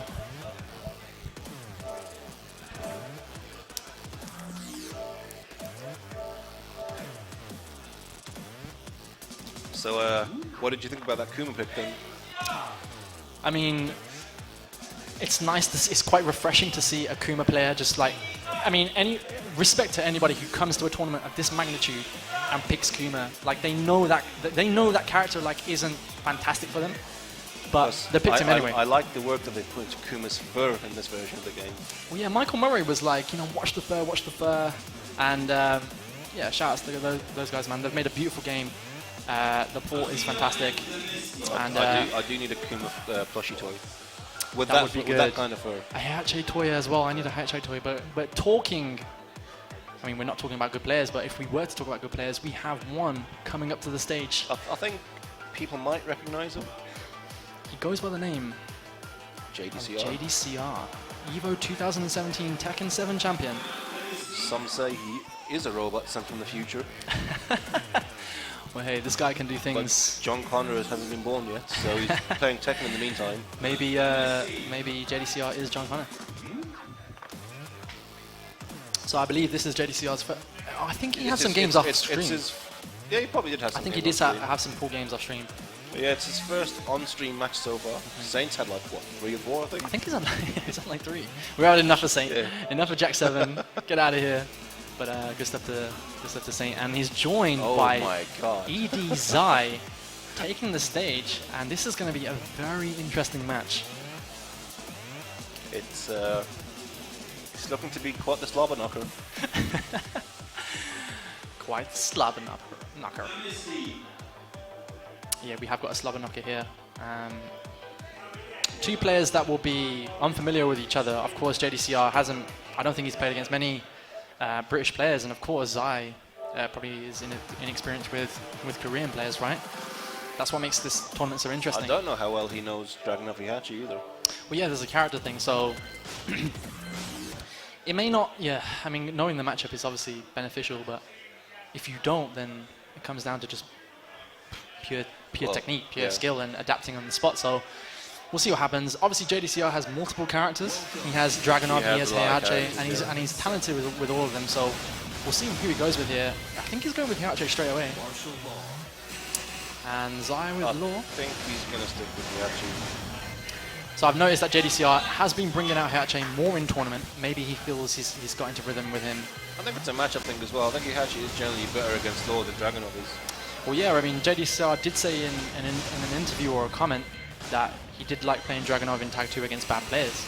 I think he feels is a bit of a easier character to use. Of course, if you put Dragunov and Heihachi side by side, Dragunov's going to win every time in terms of execution and stuff. So he's opted to go with Heihachi. We've got Devil's Pit. And let's see what Xai can do. I just want to know what he's listening to. That is a... I need to ask him what it could be K-pop. It could be K-pop. I don't think it's K-pop. Could literally be K-pop. I hope it's not K-pop. Could be a manner of things. He could be playing the Tekken 7 soundtrack separate in his headphones instead of listening to the game audio. Same stage. Imagine that. Audio as well. Imagine that. This is the same stage all over and over again. But here we are into this match: JDCR versus Xai. Electric doesn't. He drops the combo. The second electric. So Xai just nice and patient here. He's not looking to rush. JDCR just kind of looking to create opportunities. Forward 2. I have noticed that JDCR likes to use forward 2 and see if his opponent has an appropriate punish for 1 and can punish for 2. Because forward 2 just becomes such a beast move, like if they don't. It actually becomes a safe mid launcher. Yeah, basically. Xai working on a deficit here. See if he can kind of bring this back. He's just outside of rage. Would have been useful if he was, poked into rage. Breaks the normal throw. Just kind of being very patient, just waiting. JDCR just kind of both feeling each other out here. Well, Xai needs to do something. There's only 6 seconds left on the clock. That's true. So 3 seconds left. Yeah, he can't take this. But I like how Xai didn't really respond to the countdown. Yeah. He was still in his element, still trying to play his game. You do need to keep an eye on that clock, though. That's true. So down back 3, down back 2. So I kind of think JDCR thinks he's going to kind of get into range. But gets clipped by that down forward 2. Nearly takes him to the wall. Forward 2 again. We're going to be seeing that a lot in this match. I'm surprised we're not really seeing any magic force from the wall. It's true. That is in Xai's arsenal. But JDCR isn't really doing many things to kind of close the distance. He's not really dashing in. Oh. And we have a controller issue here. Disconnect your controllers, guys. It's going to go to an adjudicator. Let's have a look at what's going on. Always disconnect your controllers. Always. It's a sin if you don't. And I'm not talking about sin the player, I'm talking about it's a sin if you don't. And your sticks as well. I was really getting into that match. Yeah, I was just about to say it's a shame because it was so tense. Yeah, it was good stuff. Oh well.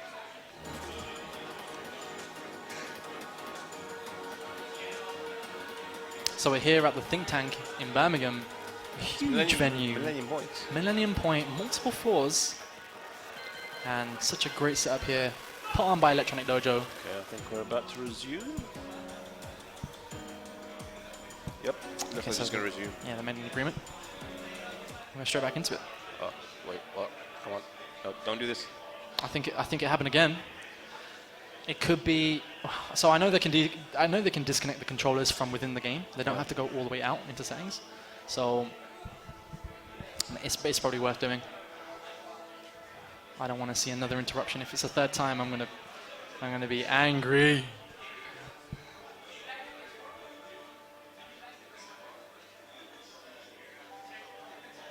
And it would happen on JDCR's like kind of first game on stage. Maybe it's like a plan. Oh well. We'll get resolved eventually. So we've got an official coming up to the stage who should be able to sort the error. Versus fighting its own organizer, Justin. Yeah, Xavier Rose. Shout outs to Xavier Rose for putting on an extremely well put together event. Working hard as usual.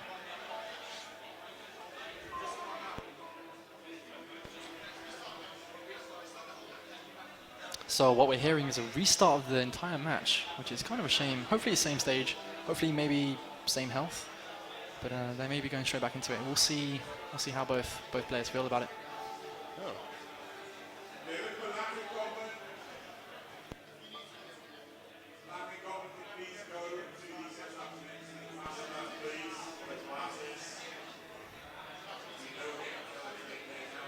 Hoping they just resume. I mean, they were both spaced out anyway. Maybe it was Saint's controller.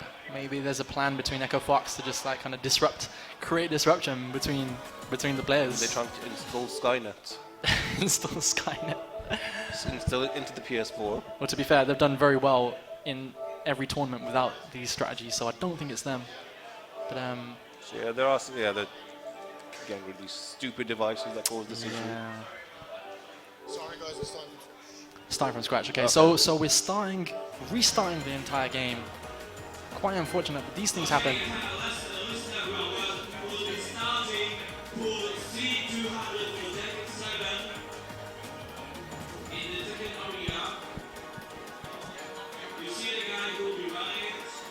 But I'm very excited about this particular match because I know both players bring their own individual style to the game. They force the opponent to play their game, and you could see just in the beginning of that match that they kind of just feeling each other out. Yeah, no one's eating into the other's game, and I think we're going to see that in the entire 2 games. But let's see. They've agreed to just restart. So I think they've just resumed. I think they've agreed to resume. I'm okay with this. So takes him to the wall. Doesn't calculate the wall all that correctly, but we've got a rage drive, and JDCR goes for the hell sweeps. That one hurts. That did hurt. You know, he was only 1 poke away from taking JDCR out in that round. I don't know why he keeps trying to risk throws. I just don't think there's any point in doing throws against JDCR. Yeah, that's the thing. But I mean, it can kind of catch you off guard, and just to throw it out there, kind of just say respect me. I may throw it out. While standing 2 to the face. We've got no walls here. 0 walls, so let's see who can really get the most out of a waller stage. Good sidestep and good low parry. So Xai needs to think about something here, but there's not enough time and gets chipped out by a down 4. JDCR just kind of getting into his momentum as we've seen many times before. Character select. Did we see a character select? I think he might have meant to go on stage select. Potentially. We understand that Law is Xai's #1 main character. We'll see. So yeah, I think it was a stage select kind of motive, but they've gone back to the character select screen.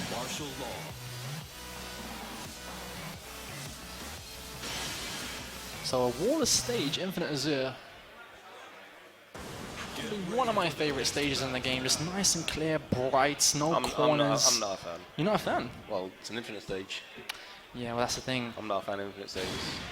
I like having walls and rushing down. Yeah, I like wall stages as well. I think Sook is quite small, almost too small, but I kind of like it. They've done a great job on stage design. But back into this game, JDCR and ED Xai, Echo Fox and ED going at it. And as you can see, they're just kind of feeling each other out. Nice down forward 2 there.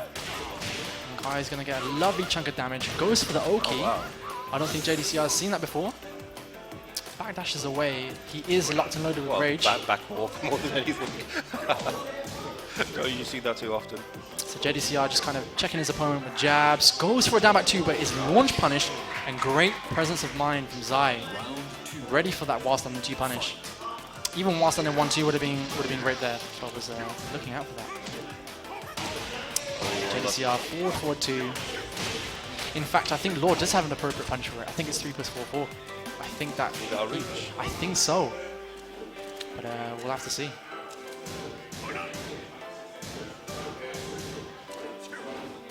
So this is kind of like classic JDCR, just kind of playing keep out, checking his opponent, down forward ones, electrics, nice and comfortable, staying out of close ranges where obviously Law thrives. Yeah. But they're both content in just kind of staying at these ranges.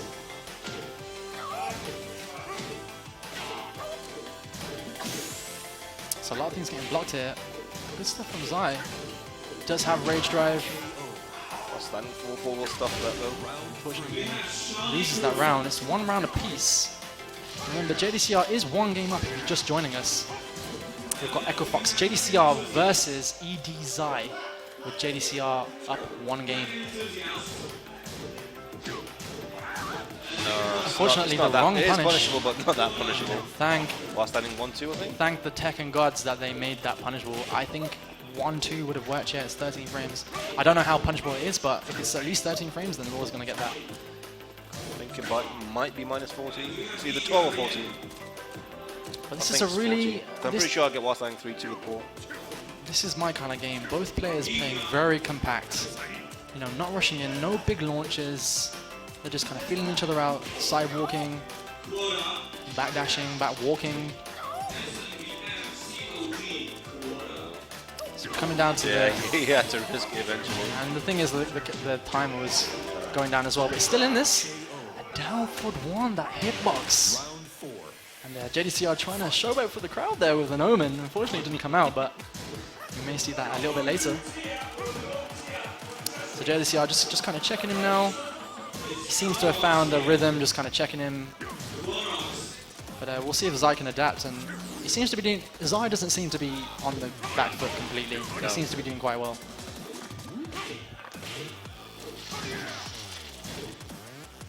They have quite similar playstyles, I think. Yeah, they do. They do. As I say, they both like to employ their own playstyle. They like to force their opponent to play their game. And it's not working too well for one or the other in this. Probably more in JDCR's favor, obviously. Goes for the down four, just keeps it classic and simple. And That's a pretty good set. It's That a was- shame about the controller issues, but Yeah. well, that happens. I have a feeling that those two might be, you know, we might see that match replayed. Because Kai is sent to losers now. Yeah. And JDCR obviously progresses on. But that is definitely a match I would like to see again. Especially I because, don't think we'd see them play each other again till top 8 though. yeah, potentially, yeah. So it would have to be tomorrow if Xai can make it that far. Yeah, Hopefully he can. we definitely want to get some good games for you guys. Stick around. Of course, we have Echo Fox Saint, Echo Fox JDCR. My name is Arcane. I'm joined here by Veggie. And we're here at Good to Versus be here. Fighting 2017 Tekken Tour. It is a pretty stacked tournament, I It's a pretty stacked tournament. Over 200 entrants. Which is a hell of a lot of people to kind of go through. But we're Yeah. getting straight into it. Quite a few people from Europe. A couple of these guys from, I think, Korea. So we've got Korea, maybe France, Poland, Yeah, we've got some French people in. Holland, Dutch, maybe some other Tekken Got Dutch gaming Spanish guys around. people as well. Spanish, a real international cast and a variety of players. But I'm excited. I'm excited to see more games, of course. And here we have Fumerayz joining us on stage. I'm not sure who his opponent is.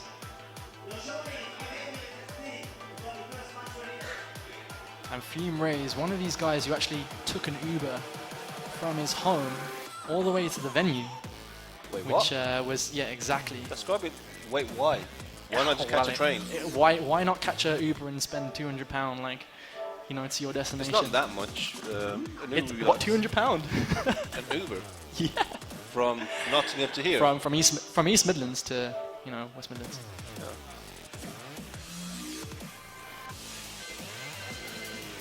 I'm guessing he's still going to be playing Devil Jin.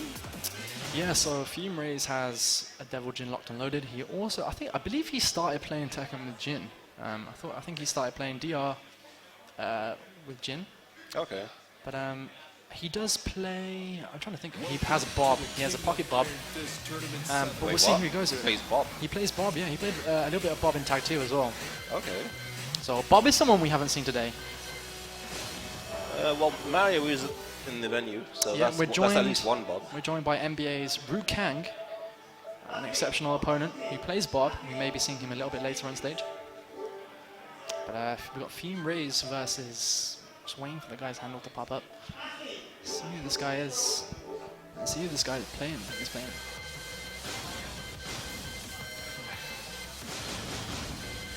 Devil Jin.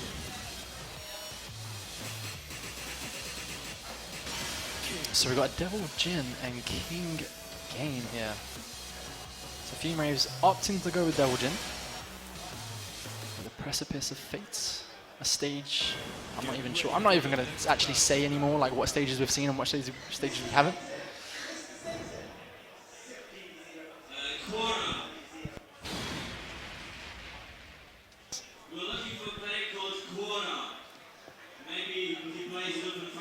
So Fumerayz may want to just lift that baseball cap up just a little bit so we can see the screen. But we're getting straight into this. We've got Fumerayz. Maybe he doesn't need to see. Maybe he plays through the power-ups hearing. Maybe he just, you know, thrives with half sight or something. But we're going straight into this. We've got Valdraxe versus Fumerayz. keeps him in check with 1-1. Interesting switch of positions there. I think Valdraxe might be from Spain, actually. Right, so we've got a Spanish player here. International player joining us. But very Actually, no, I convincingly. thought it was somebody else, but then I actually saw who it was. I see. Yeah, very convincingly, Fumerayz getting on the scoreboard with that first round. Fortunately, he is using Jin's bondage outfit, which I'm not a fan of. Yeah, this is, it's not full of belts, but it's full of, I don't know, he's just been through a forest or something. Like, there's Well, you find out why in the story. Hey, Distressed is in, though, to be honest. Distressed, look.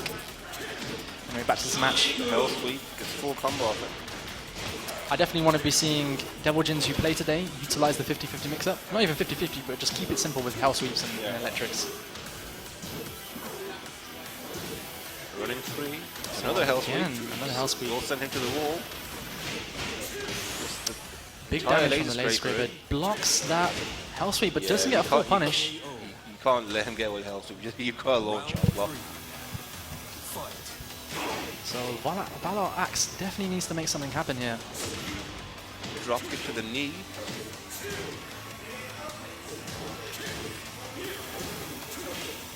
So we've got a bit of a neutral game here. Oh, the backed away. As soon as I say neutral game, we see Fumerayz just backdash the hell out of there. He's landed so many of those Hell Sweeps. Someone is going to the wall. Valdraxe, another Hell Sweep.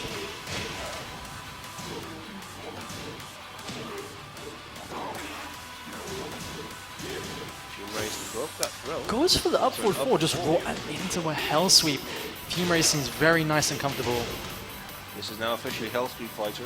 At this point in time, Fumerayz can just take a chip. He can just take a chip he just, or just let him kill himself, basically. I say a chip. What chip damage does King actually have? But you know, any kind of poke. Got down Nice. four. He does have down four, yeah, I guess. But he just kind of maneuvers out from around the wall and goes for a little down forward one, keeping it nice and compact. Fumerayz one game up here. Say he was. It seems like player one's the side to be if you look at the scoreboard. I was literally about to bring your attention to that as well, Veggie. Yeah, we've got 9 wins on the player one side. Maybe that's a lucky seat or something. It's like a long set. Another Hell Sweep. But how many Hell Sweeps? We need like a bell to like we ring. do need a counter at the top right somewhere. Say again. We do need like a little counter at the top left. or something. Counter. Download the map. Let's just download the map really Another Hell quickly. Sweep. I'm just gonna stop commenting on it. Hey, now. listen, stream, get onto that. Make an app so you can count how many Hell Sweeps happen in a match. Great idea for that. But Fumerayz on the scoreboard here. Valdraxe maybe needs to Just utilize. needs to do hop kicks more. Yeah, maybe hop kicks, maybe more throws. He needs to do something different to get on the scoreboard here and make Fumerayz kind of work for his win. But I like how Fumerayz is kind of keeping it compact. He's not afraid to do the Hell Sweep, even though he knows it's going to be launch punished. His success rate is so high. And again, Well, it hasn't been launch punished yet. it's that's the true, problem. it's true. But this will hurt though. Giant swing to the wall, and Valdraxe is in such a great position here. See what he can do with it. Eats a Hell Sweep. This could be game. Goes for a back four. I was probably too optimistic there. Did have quite a bit of health left. So back to spacing. Goes for a Hell Sweep wow. in the clutch of moments. Opts for the Well Rage done. Drive. That's the second round. Time for the light show. Buzz buzz. It's time for the Maximum Spider. He is Maximum Spider. Go Cyclops Optic Beam. Fight. Yeah, that was crazy. Some of the older X-Men games. Backdashing Oh, away. dear. Goes for a. I mean, why not? Why not do Just capital do punishment? It Goes for a Hell doesn't Sweep. track, unfortunately.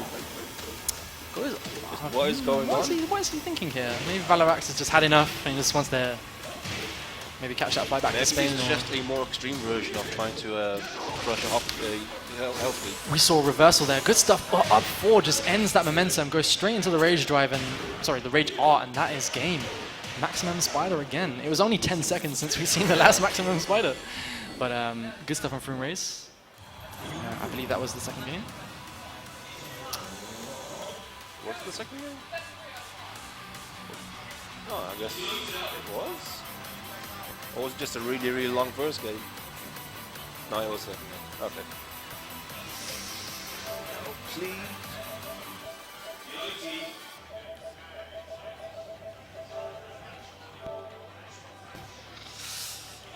Right, so if you're just joining us, you're here at Versus Fighting 2017. My name is Arcane, My name is Veggie.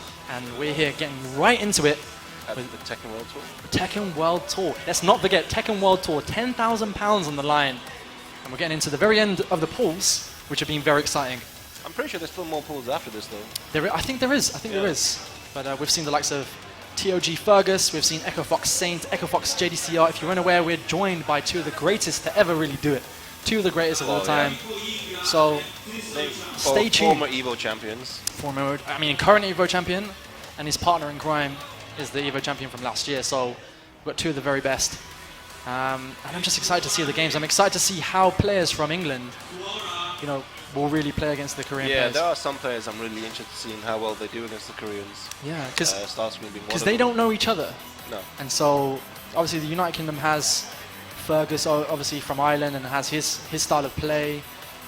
Kane and Trench, obviously from South Africa country, who's kind of around and about in London. Kane and Trench has been quite successful in the UK since November, I think. I mean, we're talking about a guy who won 3, I think, back-to-back King of Iron Fist qualifiers. So someone who's no slouch, and probably one of our best players to go forward in taking. So on stream now, I can see two people I'm quite familiar with. Masamune Blade. One of them being Tissuemon, the other one being Masamune Blade. So we've got Tissuemon versus Masamune Blade. We're going to be definitely seeing some Kuma. They were both former comrades in arms. We're going to be seeing no camaraderie here. No camaraderie here whatsoever. Both should be out for blood. I see Masamune Blade is going for that rogue, sort of like those silver streaks. Maybe it's just Well, wisdom. You know what's funny though? Like, first time I met Tissuemon was like 10 years ago, and the guy has barely aged since then. Any guesses to how old he may be? 30, 35? He's Japanese, so he's probably 72. Nice. Shout outs to Japan if you're watching. Anyone from Japan on the stream? But Japan doing quite well, as in tournaments. Naruma, obviously a Japanese guy. Yeah, won the South Korean qualifier, and Japan kind of firmly getting their name back on the board. Didn't he beat? No, he beat JDCR. In the he final. beat JDCR in the final. Yeah. And he was someone who played multiple characters. He didn't just have a Jack 7, he had a Feng. Yeah. And he had, I think, someone else as well. And he was very good. He took it to them. He took it to both Saint and JDCR with different characters. Testament to how good that player is. But getting straight into this, waiting for some cables, we see on stream that old Namco stick. Oh my god, that thing's still around. It probably barely works, but such a legendary stick on the back of I those used to Tekken have 3 one as manuals. well back in the day. Shout out to anyone who's still got a Tekken 3 manual, and that's at the back of it. Still an awesome stick though. But I'm pretty sure it was pretty awkward to change the buttons out for him though. Yeah, that's the thing. Yeah. That's the thing. But I'm pretty sure I've still got my own up in the basement somewhere back at home. It's dead though. I'm pretty sure the one button doesn't work anymore. You're coming up against an old school player if they've got a Namco stick. This is true. It's either that or the old PS1 stick. Think about this. That stick may be older than players here today. This is also true. 998 we're talking about. Yeah. I remember There's the also Tekken. the old PS1 sticks as well. Do you think anyone has one of those today? What, the ASCII sticks? Yeah, the ASCII sticks. Oh my word. If you've got one of those, go home and change your stick. I don't know stick. if anybody here today has one, but like back in the day, there used to be a player from Greece called Anka, and he used to use that up until about Tekken DR, I think. Okay, yeah, legendary sticks. Not the greatest, I guess. Yeah, I'm not sure how well they'd work on PS4 though. We see Tissuemon going with that standard tournament edition. I think that's a Hori stick actually. A horse stick, yeah. Isn't that oh no, sorry, it's the. I think it's like a Hori Fight Master or something. I can't remember. There's so many names out there now for sticks. Leave a comment below in the stream if you know what stick is. And leave a comment below if you recognize that Namco stick. Shout outs to you guys. Anyway, back to this mount. I know there's a lot of shout outs, I apologize. Back to this match, we've got Masamune Blade with I don't Panda. think this match is going to go very well for Panda though. It just seems like it'll be such an uphill stroll. Well, we saw already today a Master Reaven versus Kuma match. This is part 2 of that. Who would have thought if you had said to me, Arcane, there's going to be 2 matches where there's Reaven and Panda, I would have said no way. In a tournament, no way, but here we are. It can happen. It can happen, and it has happened, and it is happening. So I wonder why he's opted for Panda over Kuma though. That's a good question. Maybe some hitbox issues there. Twin piston starts things off. Good spacing there by Masamune Blade. Circus roll. I finally got to roll. see the circus roll. Still big damage. Still good damage. Oh yeah. I mean, you have to use what you can when you're playing Panda, but Wow. Inti takes that first game. I don't think Tissuemon was prepared for this. Tissuemon, do they play together? Do you know if they train together or play together? They used to back in the day, but What does that count for now? Yeah. Yeah, Maybe there's that old rivalry. Maybe there's that old kind of familiarity we're going to see in this game. quite possible. But Inti just kind of very comfortable using a character which is considered very bottom tier and just doing very well against this Master Reaven. But Master Reaven does have Rage, goes over the quicksand, blocks the down back 4 and punishes. I'm surprised that Wastang Foot actually reached with Yeah, how short the her stumpy hitbox, legs are. the hitbox is actually better than people think. It's actually quite good. So Tissuemon has to kind of rethink a strategy here. Inti 2 rounds up to the good. I wonder if Tissuemon actually knows any Panda-specific juggles. We haven't seen him actually. I mean, do launch you? it Do yet. I? I do. Well, my pole juggle is the same for every character anyway. It doesn't change, does There's it? going to be something Death Fist, for sure. Or the variation, something Rage Death Fist. It's all the same. Down forward 1, sway back 4, dash Death Fist. Nice. Well, we've got both players in Rage now. Let's see what happens. Tissuemon, what can he make of this? Inti just comfortable, but eats the knee, and that is game. Tissuemon on the scoreboard now. Still an uphill struggle though. Let's see what Tissuemon can do here. He is, just 1 round away from losing the first game. Obviously, there's a lot of pressure. Let's see what he does. Inti just kind of working on a deficit here. Spinneroonie though. He's already into Rage, and that's game. He'll happily take that trade. It's a match point. Let's see, you can take this. Inti will. I've got to be honest. Inti's going to feel bad if he loses this from 2 games up, 2 rounds up. Sorry. Twin pistons, good spacing. Goes for the maximum juggle, but then just drops the ender. Post tailspin ender though. Yeah. Goes for a hop kick. Nice damage. Butt barge. Just Wow, while standing for. I mean, Inti speaking gets of while the standing back. for, it just took him straight out of the rage drive. Maybe there's a lot more startup frames on that rage drive than people Tissuemon actually having a realize. little thing. Go to state, interestingly enough. Maybe a character select. Do you know if Tissuemon He plays was any stage other select. characters? Stage select. Right. So Oh, yeah, we got the same stage. He plays Marder. We literally got the same stage. Yeah, he doesn't look too happy. That does suck. When that happens, that does suck. And some people still pick their stages. I think it's tournament rules to just keep You it go random. random select it, yeah. Fair enough. Yeah, I can't see Tissuemon having too much experience against Kuma. Not a proper character. Whereas Inti, I'm guessing, will have Reaven experience by playing Phantom. Yeah, potentially. That's a good point. But I mean, Phantom's Reaven against Tissuemon side by side, I would definitely say there's big differences. But we'll see more. Inti seems very comfortable. He's just literally, he's block punishing very well, he's spacing very well. His fundamentals seem very, very good. Yeah. Tissuemon seems like he's trying to get something going, but it just doesn't seem to be working out for him so far. But I mean, they're kind of even life so far. Yeah, he does seem to like testing stuff out. What works on Panda, what doesn't work on Panda. Very unfortunate. I think Inti had the right presence of mind there and went for the 1+2 out of the stance, but was too slow, unfortunately. Haven't seen any G-Cliff cannon as well. Shout out to you Julia players. Where's the 1-1-1? I'm still waiting to see Panda's hell sweep. I've seen it. I've seen it in these games, but Inti seems that he doesn't want to put him in a vortex. Like he doesn't want to put him in a mix-up. He's kind of spacing very well. It seems like that is a big core of his game, like spacing. Good throw break by Tissuemon. If the throw connected, anyway. So Inti just in control, pushing him against the wall. Rage drive locked and loaded for Tissuemon. See what he can do with it. Doesn't up to finish the string. So Inti's going to be a bit careful here. Inti told me earlier, Panda isn't actually nerfed at this. Panda's been nerfed. Nerfed from 7.0. Apparently in burst stance you used to be able to low parry before, Right. and they took it out for some reason. Yeah, that kind of seems like a... Yeah, he doesn't look like he knows the Panda juggle either. I'm not going to say it's an unfair nerf, but I mean, it probably sucks for... I'm sure Inti will say otherwise, but Inti working on a deficit here. Tissuemon is just 1 round away from taking the second game. Oh, unlucky. And Ends it with the 7 golden letters. yeah, Well, I don't know if this is a case of download complete. potentially we might be seeing It it was again. 3-0. I don't think Inti's been very downloadable. Like I think he's just played very solid. He's not like doing the same things over and over again. He's not like which is quite refreshing for a Kuma player, like someone who you think is a character which you think has got so many limited options. Oh wow! It's final form Kuma. It's final form. Oh dear. It's perfect cell.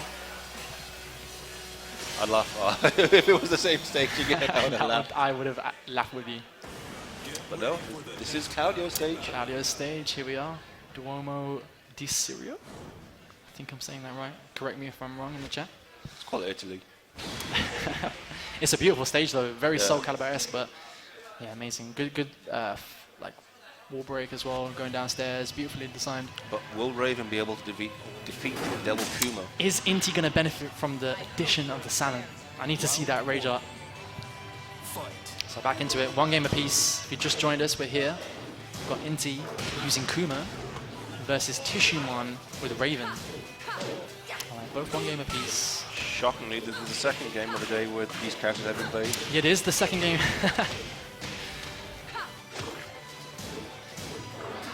So that was the Breaks the first, circus roll that time. first kind of instance where we saw Tissuemon use a back 10 mix-up. We haven't seen him use too much of them. Inti, let's see what he can do with this Tekken Force Kuma. Goes for a hop kick, unfortunately. Yeah, it's being out. Tissuemon is kind of finding his groove here. Good neutral hop kick. I'm surprised the hop kick actually reached. Yeah, the hitbox, right? Seems better than it looks. But good stuff from Inti. Just checking each other now with some quick options. Gets counter hit forward.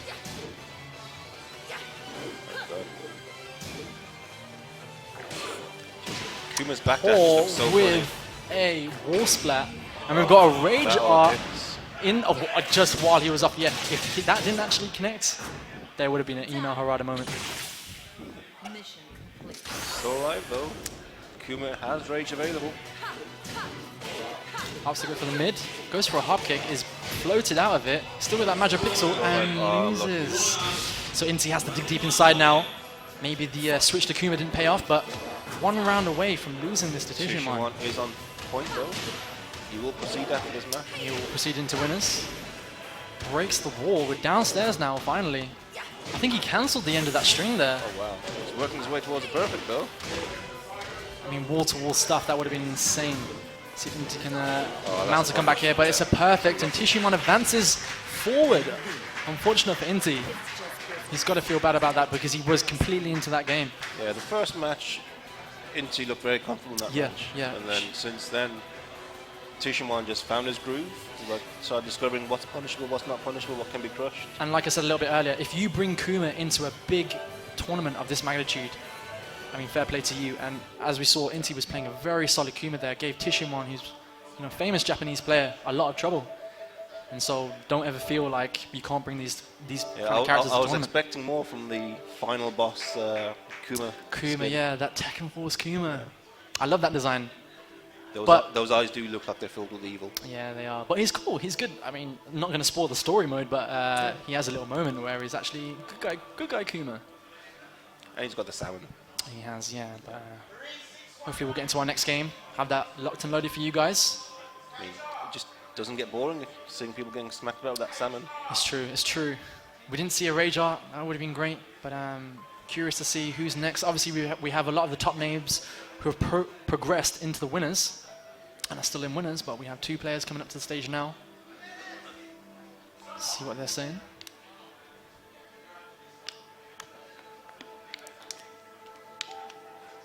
And hopefully we get some desynced controllers, because I'm not having another instance where that happens again. Obviously, and it won't be the first time. I think we're okay now. I think people are starting to be on it now. Let's hope so.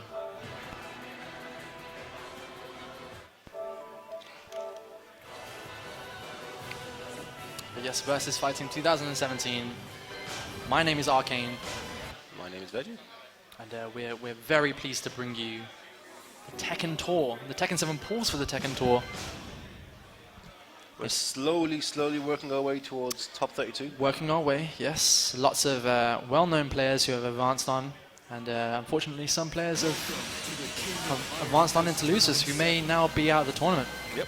Well, we move onwards and upwards to the next game. And we may have our first Kazuya. We may have a classic Miss Shimmer matchup here. I spoke too soon, we've got Hwoarang. Today's first Hwoarang on stream, at least. Nice. But did he lock in Kazuya? He did rock Kazuya. Purple suit Kazuya. Today's first Kazuya and today's first Hwoarang on stream. I remember seeing some of the concept footage of T7 for the first time, and the whole thing with his cape. And Kazuya's cape was so magical, man. I still get those vibes like whenever I see Kazuya on screen. Yeah. But Kazuya is one of Tekken 7's best dressed players. Yeah, he is quite well dressed. But Lee is also up there. Lee, you can never don't count out Lee. If there's a fashion war, then Lee's definitely up there.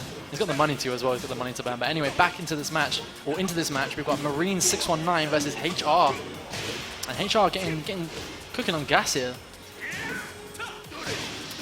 Nice electric. Some electric first troubles. Can't be whiffing against the Kazuya. Got big damage from that electric. Oh, Power crushed through it. Doesn't duck the high. And now we're in a situation where they're both uneven health, but I spoke too soon. I think he neutral blocked after that. That's why it connected. Right, okay. So they both went for a backsway move there. Only one came out on top. Actually, I think they both traded. And Marine 619 seems to be getting good mileage out of that electric. Power crush again. So he's going to take him to the wall here, see what he can do. Unfortunately, the end of the sweep bang doesn't connect.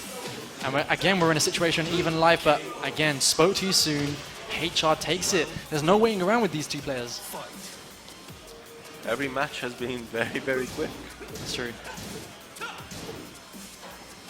Guys want to get to that buffet. They want to get their lunch. Again with that big boot. That big boot is so good. Goes for a regular Godfist. It doesn't track though, right? What, the boot? Yeah. I'm not sure. I've seen it track quite well, but maybe it's linear to one side. We may find out. But HR good on the punishment there of the down 4-2. Kind of playing quite patient.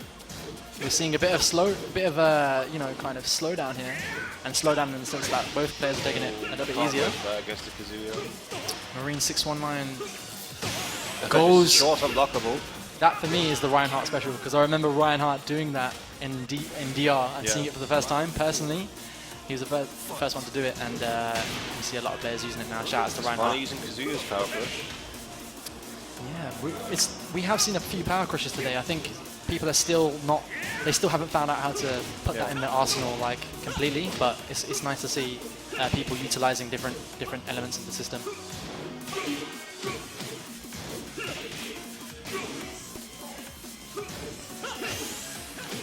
Hits him with the back three. This could be it.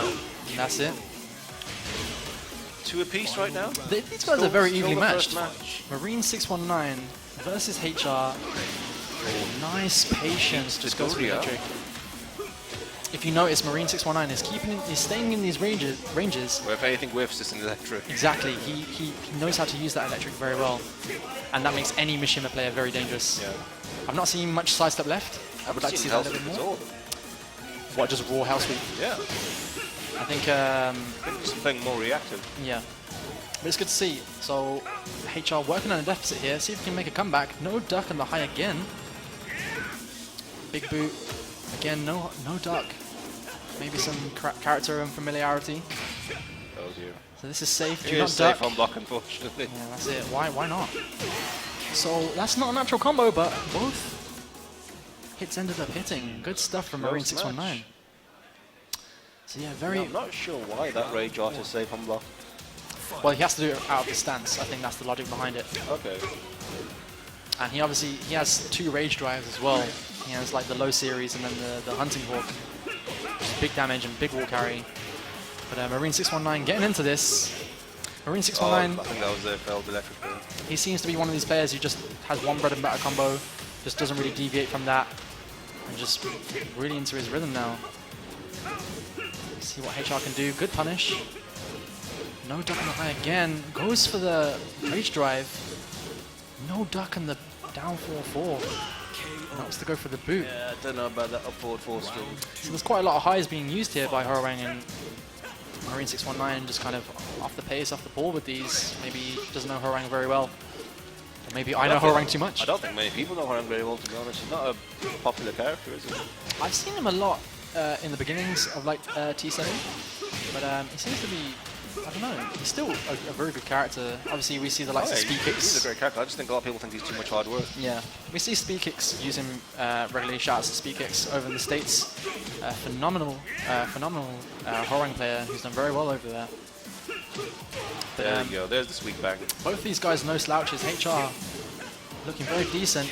Gets hit by the last hit. With the low, but gets smacked by the mid. That's true. Maybe added patience Marine 619 needed there. Running through to down back 4. Blocks it down forward 2 though.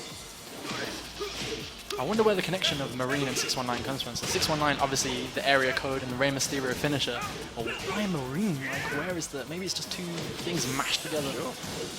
Again, that high series. Marine 619 doesn't seem to be clocking on that. That's a high. Oh wow.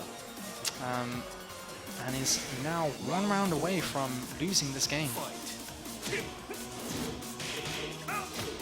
But a very good match so far. Two very evenly players, it seems. I think Marine 619 needs to go back to this kind of game where he's just, you know, throwing out electrics with punishing. Yeah. Seemed like when he was playing a more reactive playstyle, he was winning. Yeah, exactly. Oh, so much damage. HR in the kill. Nice twin pistons, and we've got Rage here. Probably won't spend it. Unfortunately, no fear hell sweep. Goes for the back Doesn't four. even need Rage Drive. Very nice by Marine 619. Got himself back into that. Did not burn Rage or That Rage back Drive. 4 is a new move in Tekken 7. Yeah, Devil Jin's old back four, and they gave it to Kazuya. Why not? But Devil Jin still has it. Yeah, he does, yeah. So... Oh wow. I took it for 1 second then. I just saw orange. I just literally saw orange. And it wasn't the orange of Hwoarang's costume, it was the orange of the health bar. But Marine 619. Don't know what happened, but game. Marine suddenly just woke up there towards those last 2 rounds. It was dominating performance, right? Yeah. Good stuff from me, from Marine 619. Yeah, that was quite an interesting match. Very good stuff. Two very evenly players. It's nice to see two players that are very evenly matched. Yeah. You know, we see like the Saints versus maybe someone who's not really that confident, and it's just a blow up. It's just, you know, such a dominating performance by Saint. We've seen that many times. If you put Saint, JDCR, or people of a similar level, you always get a fantastic match. Yeah. And it's always a joy to commentate those matches. I mean, nobody wants to watch a steamroll, really. Yeah, it's true. It's true. Is there any matchups that you like? You don't like, Veggie? You know, like certain mirror matchups which are just dry and boring. Besides Machine Mirrors, I've never been a fan of mirror matches anyway. Not a fan of Machine Mirrors? No, I am a fan of Machine Mirrors. Oh, right. But besides Machine Mirrors, I've never been a fan of mirror matches, really. Yeah. Okay. Like if I play in a tournament and I know my other opponent like plays poor, I'd pick someone else. Oh, interesting. Because I'm just not a fan of mirror matches, really. Poor mirror matches are stupid anyway. I'm really enjoying these, you know, these games. I just had a sigh, but it was a sigh of relief. Oh, got Phantom back on stream. Phantom is back on stage.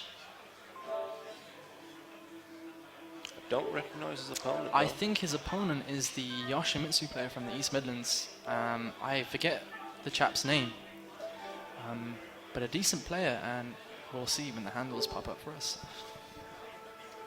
Oh no, maybe not. Maybe this isn't the I player. think you were thinking of Raheem. Raheem, yes. So, do you know if he's in attendance today? I haven't seen him. Right, okay.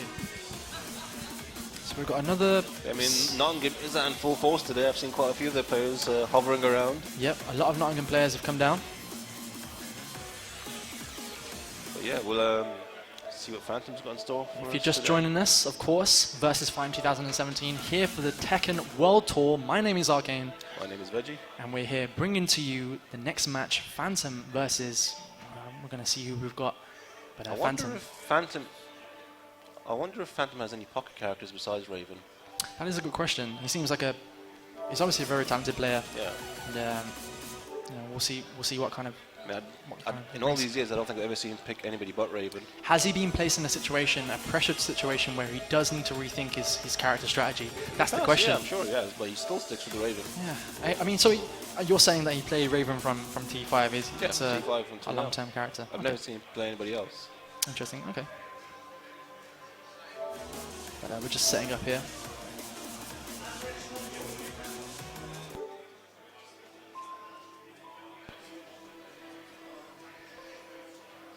Just waiting for the match to get underway. Seems to be some sort of pad issue on stream. I think I've entered the Twilight Zone because there's a guy behind on the stream which looks kind of like me. I'm not comfortable with this stuff. You see that guy there? Yeah. He actually kind of looks like me. It's kind of bizarre. Doesn't he? Does a bit. Maybe I'm just making this stuff up. Just keeping myself occupied in between games. Might be seeing things that aren't there. Maybe seeing things that aren't there. I think it's the Luckyrell on the left-hand side. Still waiting for the players to get their buttons on the way. So, are you familiar with Phantom's setup? Is he someone who uses configurations? I'm pretty sure you use configs. Well, it's Reaven. You kind of gotta use configs if you're not on the pad. Winners don't use configs. No, we're just kidding. It is quite useful having rage art as one button. I've yet to kind of use it myself, but you know, by default I think it's one button. I think it's R1 as the default. I'm a stick there, so I just stick to the standard 4 buttons. Fair enough. Unless I'm playing tag, then obviously you've got to have a tag button. But sorry for the delay for the stream. I'm just waiting. To set up here. Are there any other characters that we haven't seen yet that you'd be interested in seeing? That's a good question. I would like to see. I'd like to see some classic Mishima matchups. Good old Kazuya Heihachi match.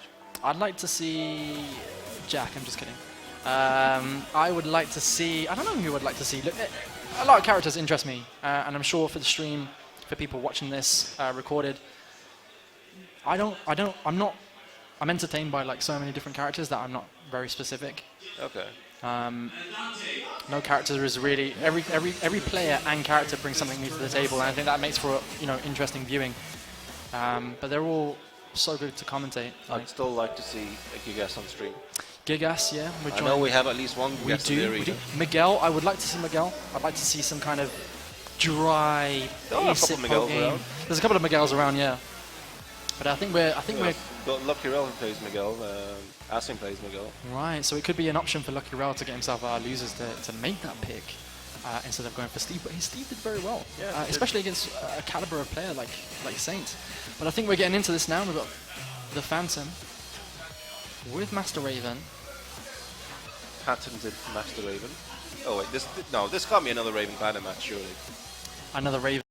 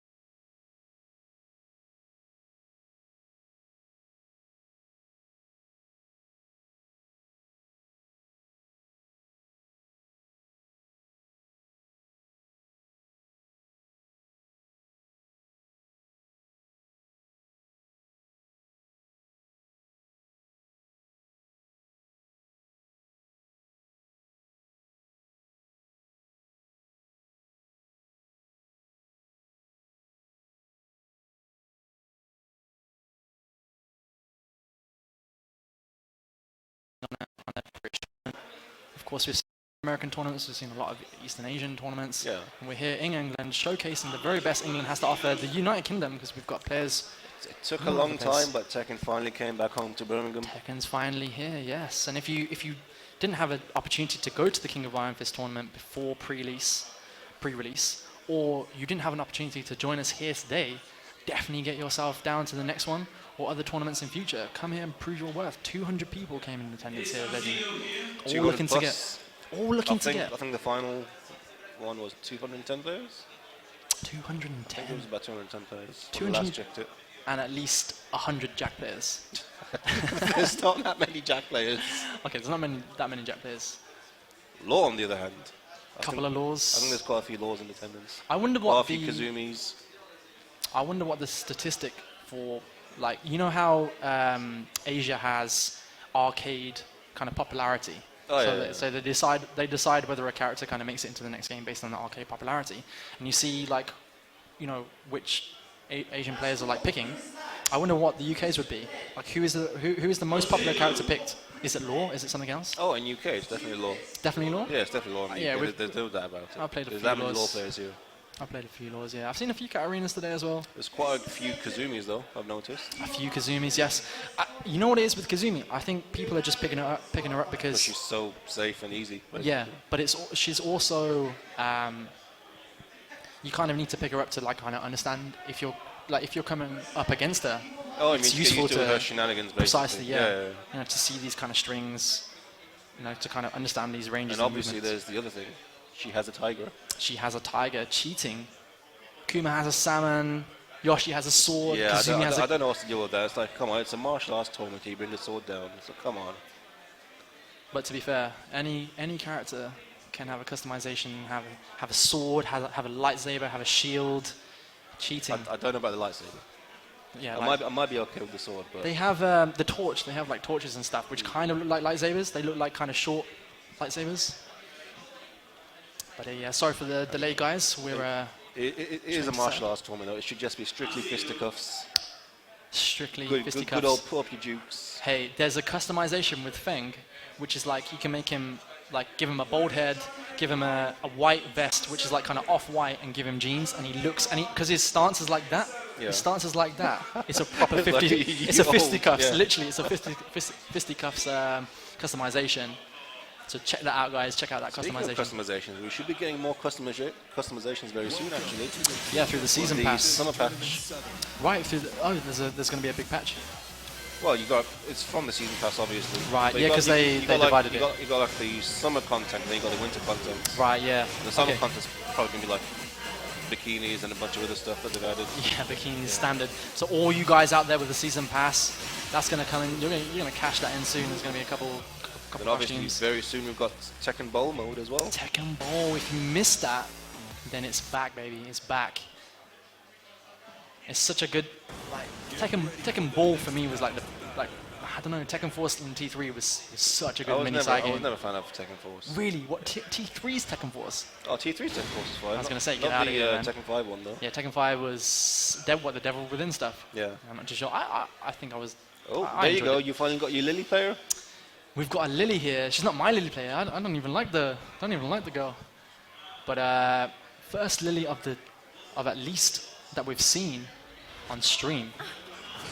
Versus the Phantom, needs no introduction. Master Reaven.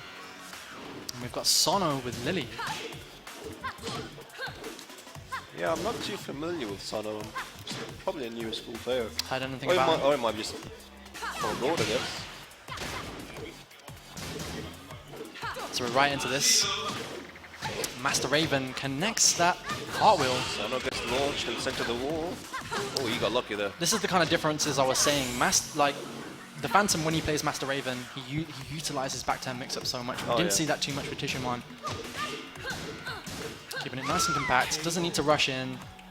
Didn't eat any hot kicks. Didn't eat any Matterhorns. Kept it nice and compact. Good stuff from the Phantom. Sono, let's see what he's got. Oh, this is so much damage. Downstairs. Oh, got lucky there. Doesn't connect the wall combo there, but still got good damage. So Rage activated Lili. Let's see what Sono can do here. Probably And nothing. the Phantom. He just 1 ate minute him is to the there. face. 1 minute is in the air. So connects. We're going to see our first, I think one of our first jugglers from Sono here. Takes him downstairs. Goes for the back turn. Nonsense. That damage. Let's see how Phantom, downstairs. let's see how Phantom can get back into this. Oh, lucky. Goes for a parry. Phantom just in his element here. Sono trying to get something started. I like Sono's movement. He's moving quite well. Sono Might actually know this matchup. Like, you're doing some stuff. Who's Sono? Yeah. Yeah, he seems to be moving quite well. The down 4-2 just took him out of that move there. And now we've got Phantom in rage. Very dangerous. Just as we say, takes that first game very convincingly. Sono, unfortunately, not getting much started. Yeah, I don't know. I think Reaven's just one of those characters that's kind of hard to get your mix-ups going because yours just seems to be slightly out of range. Yeah, that's the thing. What I've noticed about Reaven players is that they're very content with just kind of going into the back turn, doing cartwheels, and then just being massively out of range. Yeah. And it makes it kind of, it really tests the patience of the other. It does, the especially for a player like me who likes to just be bulldogging in. Exactly. You're either going to get parried, you're going to get the slide, you're going to get the big 3+4. Flying boot to the face. Flying boot to the face. Side 7s, I believe. She has so many good options. But Sono, let's see what Sono can do here.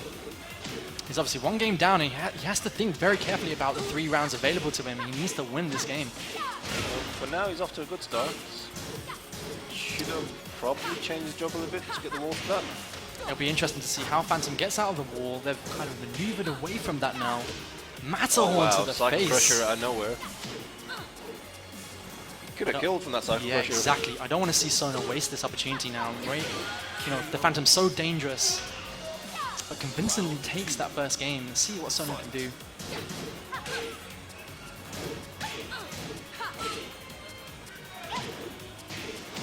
Cartwheel starts things off.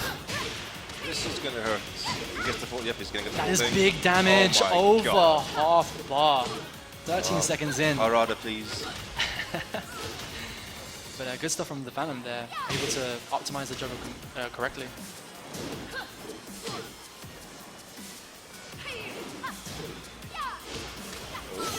Surprised he didn't block that actually. I'm surprised that didn't hit the wall. Pretty much a snake edge. It was just outside of range. We've got a rage Reaven here, dangerous. Blocks the low. Oh, that's there. Wow. Goes for the. Very nice control. That's incredible. You know what though? I actually want Raven's scarf. Just Yeah, the so scarf. badass. You know what the scarf reminds me of? You know in those old handheld games, you had like a little thing which like separated the batteries. Oh yeah. If anybody knows what the hell I'm talking about, you know what I'm talking about. It looks like that. It's like a thin piece of film, exactly like Raven's scarf, and it separates the batteries. That's exactly what that reminds me of. But speaking of Reaven, oh, he was almost working on the perfect. almost. But still one apiece here. Lili still has a chance though. She has got access to rage. Rage activated, goes for that flip. That's exactly what you want. Will he burn the rage drive? Doesn't go for it. Kid while standing full He should punish. have went for the low. He went mid like 2-3 times already, and they've all been blocked. The Phantom doesn't seem to be like kind of scared of like, you know, that kind of scary factor of Lili. She's got Matterhorn, she's got so many things available. He doesn't seem very phased. And that's obviously working to his advantage. Oh, nice sidestep there. Nice, convincing. That was a very nice sidestep. Convincing. Sono does have this ability to turn it on. Yeah. He just kind of, I think that makes the Phantom think like, what the hell is going on? Gets stomped on the floor. There's 2 rounds apiece. Oh wow, nice down forward 2 there. Sono. Stuffs the charge. I don't want to have a Sono oh no moment. Oh no. Uh-oh. Don't risk the hop kick. There we go. He had He life to should've- just. he should've been patient. Yeah, exactly. Maybe he didn't feel confident of the sweep. I'm not sure, but Sono. Got lucky there. He needs this round to stay in the game. You just gotta be careful of rage drive. He's lucky that whiffed. I mean, to be honest, he was lucky the first time. If you see that connected in such a weird way. Let's see if Sono can capitalize now. Chips him away.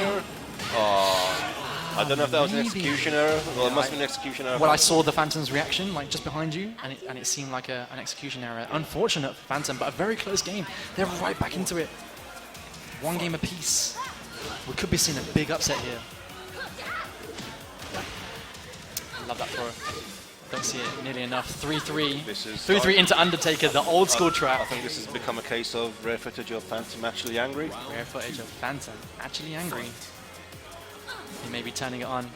He may have turned it off. He may have been doing it on purpose. Oh, what's that one? Phantom definitely is one of those players that likes to play for the crowd. Yeah. But Sono needs to get something started. That Sono can't break throws. Haven't seen many throw breaks the entire game, unfortunately, all these games. But the Phantom working on a perfect there. He's only one round away. He's angry. You can't stop him now. He might be hangry. He might be hungry and angry. He would be hungry. That's the worst combination when you're hungry and angry. But it looks like he's in practice mode here. Big damage deficit. Oh, never mind. Sono needs to get something started. Hop kick to the face. Sure. Why not? Sweep. Oh. Good block on the sweep. That was quite optimistic. Going for 2 big lows in a row. Phantom very comfortable here now. Goes for the down back 4, and that is game. Good stuff from both Sono. Convincing. I mean, Sono shouldn't feel bad. Like he Oh no, of course not. played incredibly well. And what we're seeing, Veggie, is players taking other players to the absolute limit. Yeah. We're seeing that time and time again, and that makes for at least exciting matches to commentate and watch. Yeah, I'm not familiar with Sono, but you know, he pretty much came out of nowhere and I think pushed out into rage mode basically. People are going to know who Sono is now. Yeah. I mean, he didn't look like an online Lili player or anything like that. No, He looked like a solid, very solid Lili player. Could you imagine like Lili players out there and they just play offline? That's like a foreign concept for people. Do you play Lili? Oh, just offline? That is a lie. Yeah. But I'm glad that we've seen some Lili. Made a few mistakes, like going for 2 big sweeps in a row, one after the other. I think that was very optimistic. Yeah, it's a sign of desperation, but you know, maybe he's just looking for a big. Maybe he's just looking to test the resolve of the opponent, and you have to do that. As we saw earlier in the game, snake edge over and over again with Katarina. Oh God! If you're not going to block it, that match is still. Oh, this looks like an interesting match coming up. So we have our next match going straight into it. We have Haroun. Tissuemon versus Haroun. Tissuemon versus Haroun.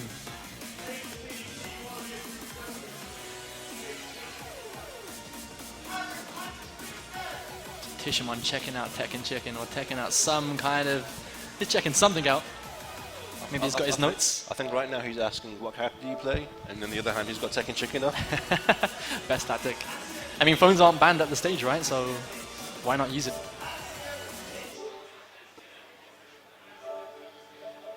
But yeah, we've got 2 very good players coming up now.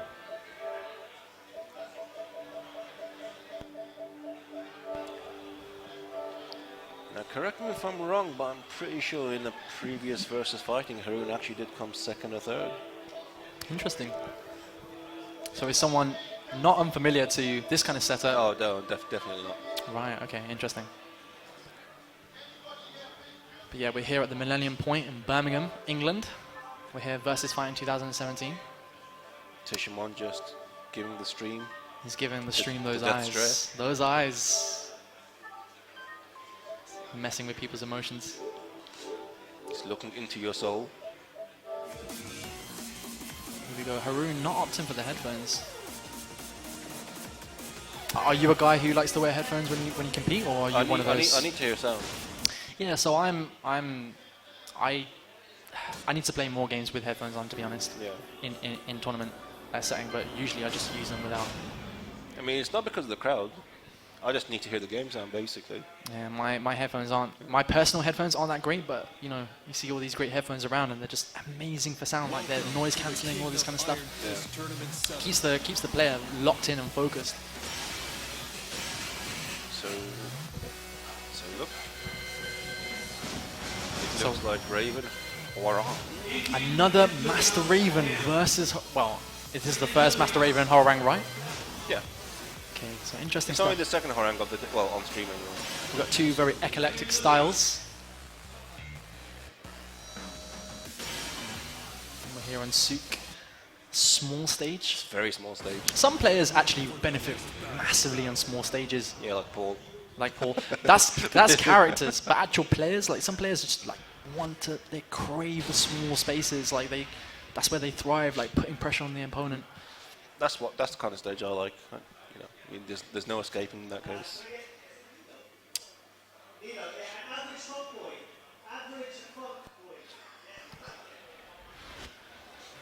Tissuemon giving those eyes to the stream yet again. He thinks we're not seeing that. We're definitely seeing it.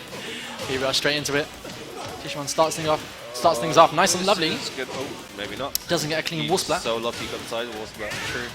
Good thing could have gone very wrong for Hwoarang. Can either work in your favor or work against it. See what Haroun has here. Eats the mid. Just Boot to the face. Doesn't calculate the wall. Blocks the sweep. Just place Tissuemon into rage now. See what Tissuemon can do with it. No, I don't know how... Good stuff. Wow. What do we see here? Nice. That was very nice. Completes the end of the round. Good I was stuff. going to say, I'm not sure how experienced Tissuemon actually is against Hwoarang. Yeah, this is the thing. Obviously, Haroun's doing things, you know, Menace back in London. Ah, I see. But it's so different, like in the hands of someone else. Like you're just playing against a different character, different opponent. Oh. Yeah, it looks like he can step big boots. Well, at least to that side that Tissuemon did. Haroun seems to be one of those Hwoarang players who likes to stay close range and make you eat mix-ups, which is good to see. Takes him to the wall, big damage. Goes for a mix-up, good stuff. That hurt the soul. We've got one round apiece here. Back 3, back 2.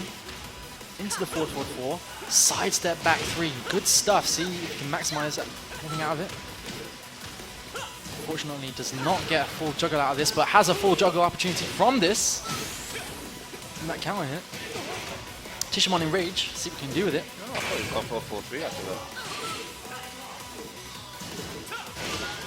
that. Nice, and you notice that Tissuemon was on the wrong break. He did back 1 instead of back 1+2. Maybe a Very bit close set though so far. It is close, it is close. You would think that that round would suggest otherwise, but it's actually quite close. Oh, 2 big boots in a row. Haroun is already working on such a life lead here. Tissuemon getting right back into this, no fear. Both even health, you see how quickly that happens. Both rage, what's going to happen? Nice. Natural combo on counter hit. That's the natural combo, is it? Yeah. Oh, wow. So back 3, oh, that could have been big damage. It should have optimized for the side. I think it's pretty hard to notice that quickly off the back 3. It's true. Oh. Unfortunately, he messed up the knee notation there, did forward 3 instead of forward 4-3. But no matter, gets the back turn cartwheel. You will sometimes see that with Reaven players, I think. Yeah, that's true. Well, we've got Tissuemon 3 rounds to 2 in that game. That was a very close set. I mean, there were times in that game where I thought Haroun was just gonna take it the first couple of rounds, but Tissuemon just. Yeah, Haroun right back with rematch. He wants to stay with that stage. Yeah. I would have stayed as well, to be honest. That's the thing. Some guys just want to go straight back into it. They don't want to wait around. Stage select. Some people need that, kind of intermission. But these are 2 guys who don't need it. So back into it, nice and aggressive. Counter hit 4. Tissuemon getting the full damage out of this juggle. Tissuemon's using more back turn mix-ups now, if you notice. He's really using back 2-2 to end up in back turn and make his opponent think about a mix-up. Probably followed by the elbow, as you saw there. More elbow. Just nice in control here, just making Haroun play his game. So different to the previous match. He's just so aggressive now. Size 7's in the face. See Tissuemon wasting no time to get back into range. Fortunately, blocks that rage drive. Haroun needs to make something happen here, but gets blocked and punished by the wall standing 4. Tissuemon suddenly on match point. Seems like he's feeling himself 1 round away from progressing on in the tournament.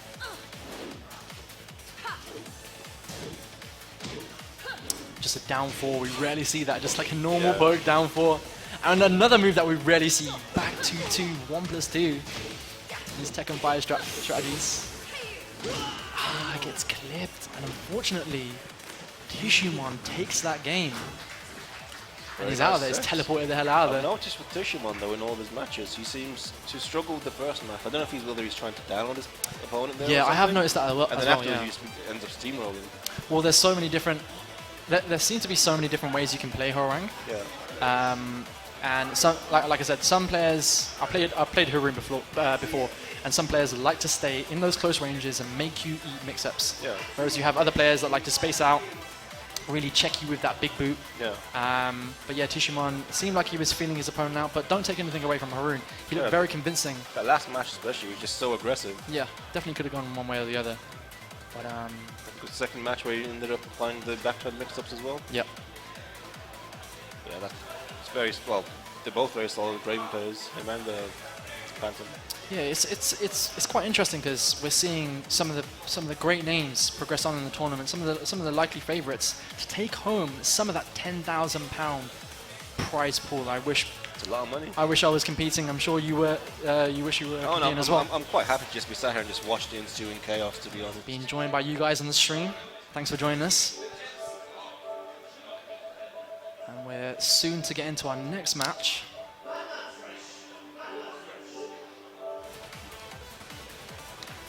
I mean, it's such a good opportunity for players to come here and make a name for themselves. We've seen so many new faces come up against so many seasoned, veteran kind of players. Like, it's so good for them to make your name. Yeah.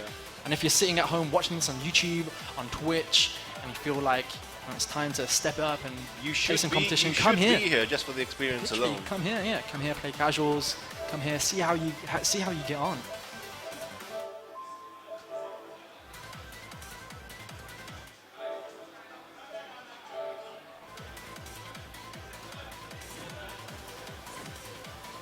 So we're just waiting to get into our next match now. I think that's a Hori stick as well, actually. It is. Similar one to the one Tissuemon uses. I've got P1 as a pad player as well. What's the win count saying? It's not 9 anymore, is it? Nah, of course. No, can't be. But I think that still is the lucky chair, though. It is. But though Tissuemon was on the P2, so kind of reset that. Anyway, into this next game, we've got Kazuya and Steve. That was a fast character select. It was. They knew exactly where their characters were on the screen and what they were going to do. 1 second. Literally, don't blink and you'll miss something. That's the thing in this game. In T7, you blink, there's a rage drive. You know? Stay focused.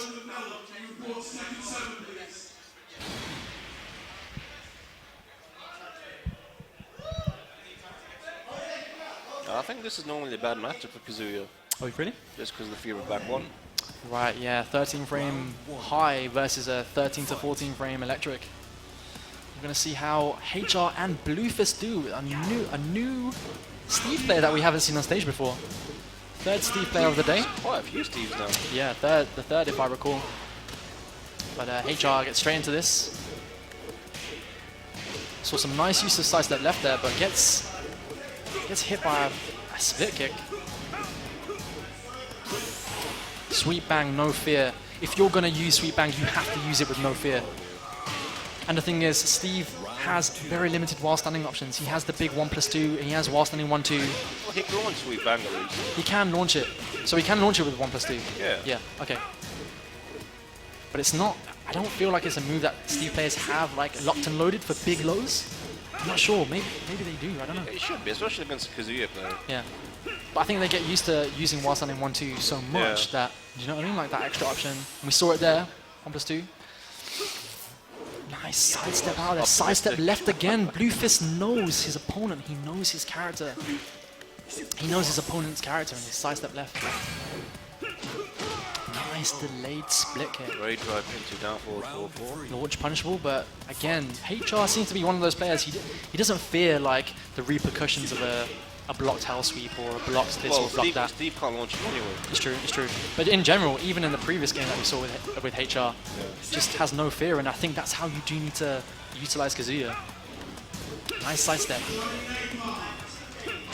Again, Bluefist needs to make something happen here. Just out of range. And unfortunately, 3 rounds to 0 in the first game of this set.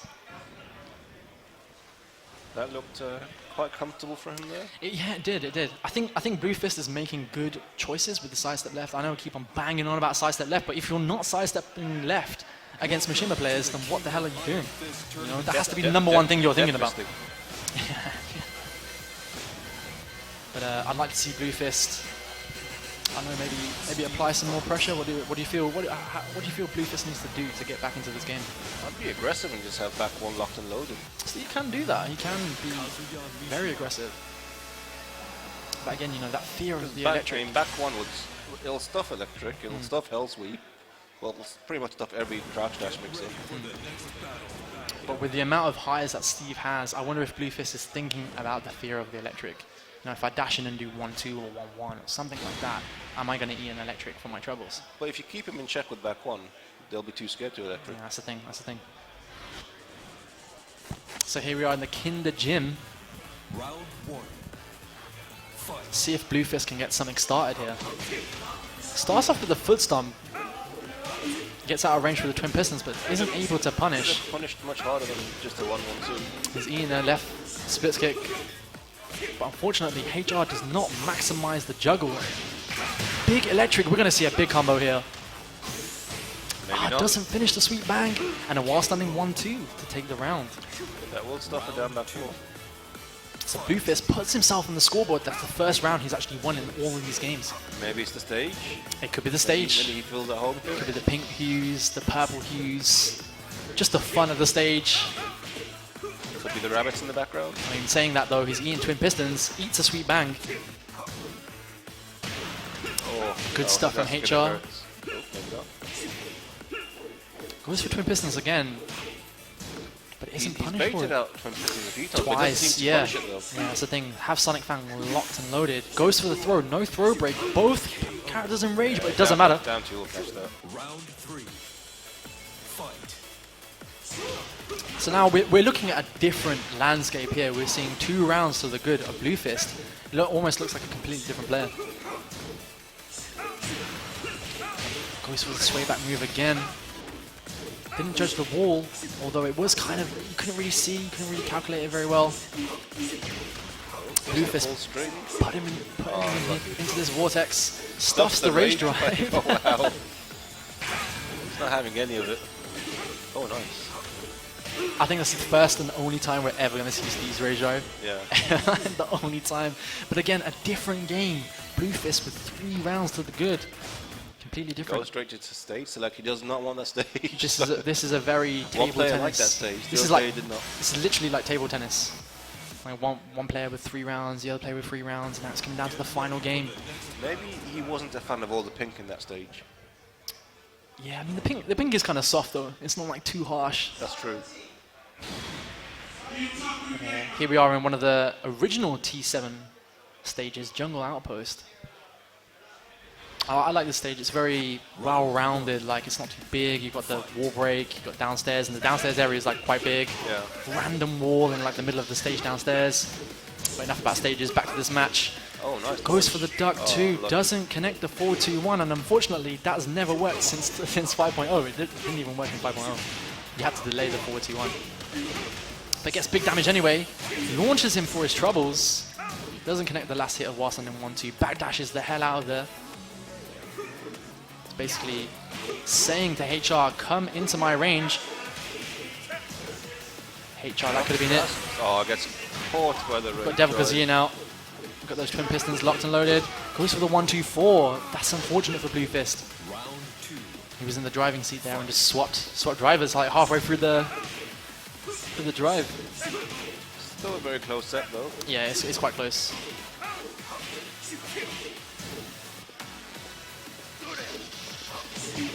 Nice foot stomp.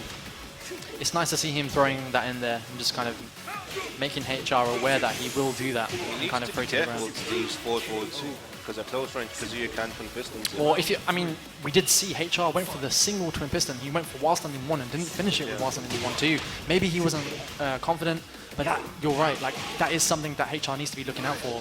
The big punish. Oh, just ducks and gets hit on the axe kick. HR seems to be very good at the 50-50 mix-up, and that's what you want to see with a Kazuya player. Goes for the Just do it. goes for the unblockable, the lightning screw uppercut. And we see HR cooking on gas here. Bluefist, let's see. Already starts off very strong. We're 6 seconds into the game, and he's already put Kazuya back into half health. Oh wow. I mean, Shout out to that guy doing I like doing another down back two. I respect anyone that can sit there and do like 4 or 5 lows in a row. We are at match point now between these two guys. Who is going to take this? HR just on that punish. Good stuff. One will rise, one will fall. Just checking in with down ones. Gone back to spacing now. No one really wants to commit. Doesn't break the throw. Puts him a little bit closer to the wall. It does have rage. Oh, does Goes not for break a the second throw, and Unlucky. Bluefist takes it. Incredible, incredible match. I wonder if those guys are friends, whether they train with each other, because it was so back and forth. Yeah. They would make good training partners. You want a training partner that can take you to the distance, like Yeah. every single game.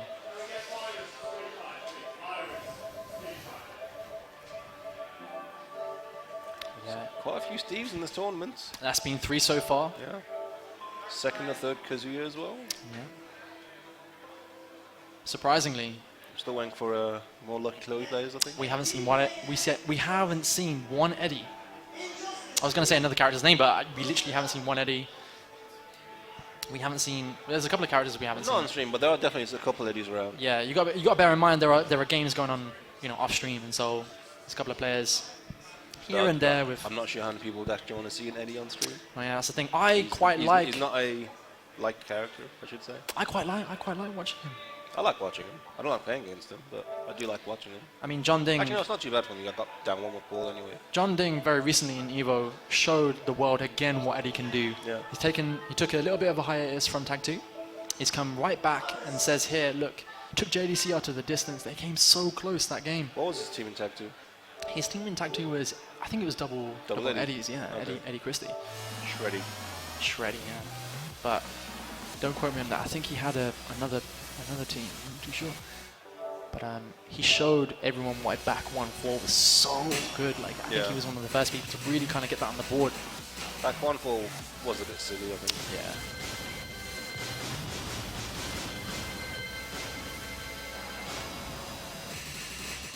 So here we are, kind of winding down now into the very end of the Tekken 7 pools. And I believe these two players haven't been on stage previously. I think this is the first time we're seeing them. I believe you're right. I don't recognize either of them.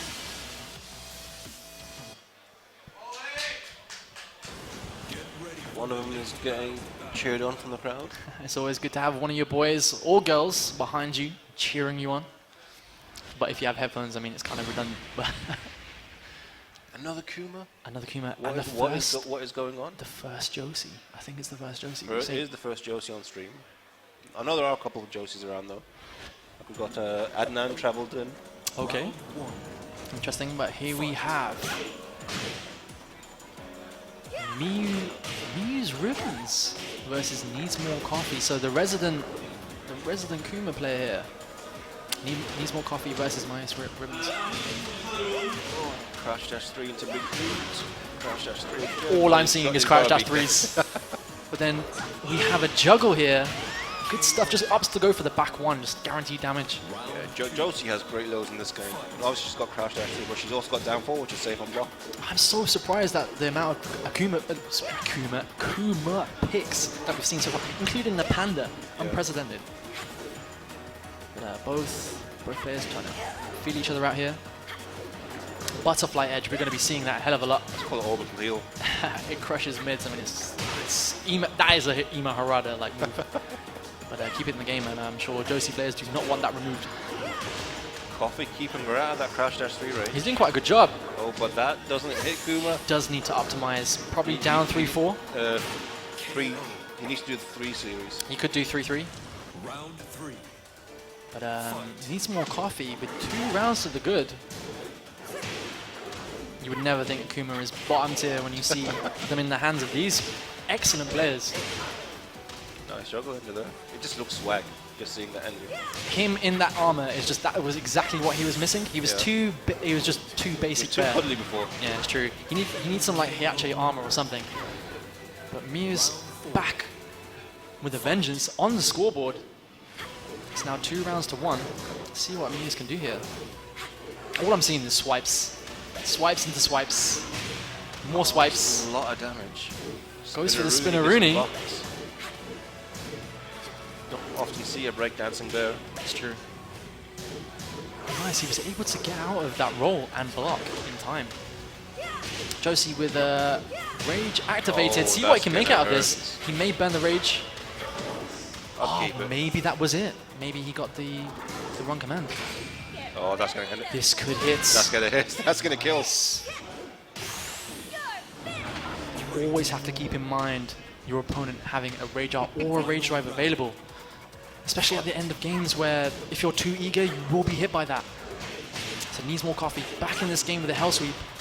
Maybe, Nice juggle. maybe he did want to try and bait it out, but he probably thought it Yeah, would. potentially. Because bear stats is kind of AOP-ish in some situations. Yeah, it can be. It can be. I don't think it's as good. No, it's definitely not as good. Nice, was able to pick him up off the ground and screw him. Oh, Into the circle. So this could be death. Yeah, This is death. Yeah, you gotta be on that circle. You gotta be on that circus roll break. Needs more coffee with one game to the good. Mia's Ribbons needs to come up with something here. They went to a stage select, no character select. We're seeing that a lot of players are like sticking with their main characters. Like Yeah. we're not seeing too many players who have a plethora of like characters to choose from.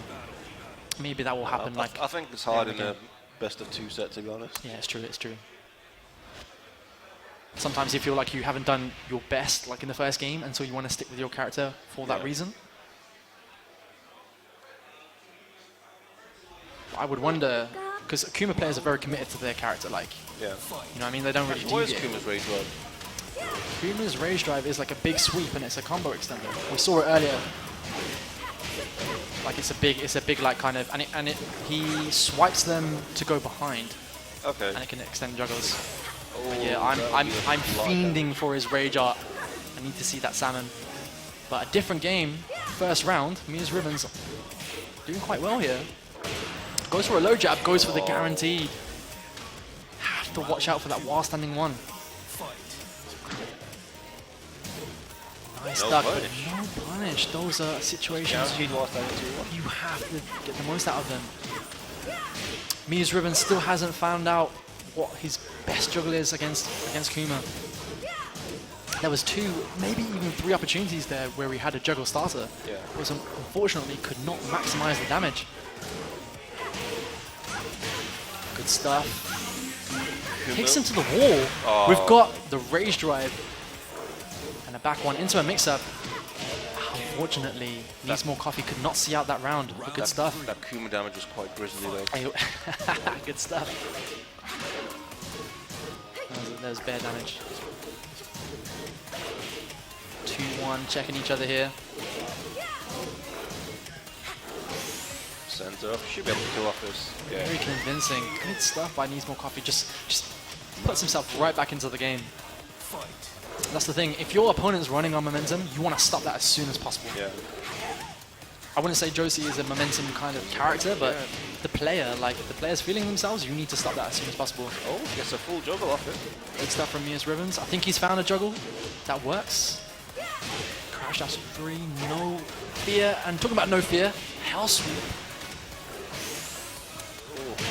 Bear swipe, Oh, he's blocking the one walls behind. poke to do it. Needs more coffee, just backing up. Goes for a move that we barely see while standing for punish. Good stuff from Needs More Coffee. It's true, it's true. Shoulda, woulda, coulda. Demon uppercut. Into some good damage here. Needs More Coffee, just taking it right to Mia's Ribbons. Very convincingly takes this game. You know, before today, I didn't know that Kuma's juggle damage was that high. Before today, I didn't even know anyone would ever pick a Kuma in a tournament of this there's 10,000 Let pounds on alone the at line. least 3 different people. It's true. And it never feels good like losing to a Kuma as well. Yeah. That's the thing. It never feels good. Because you think to yourself, okay, it's a low-tier character, a trivial character.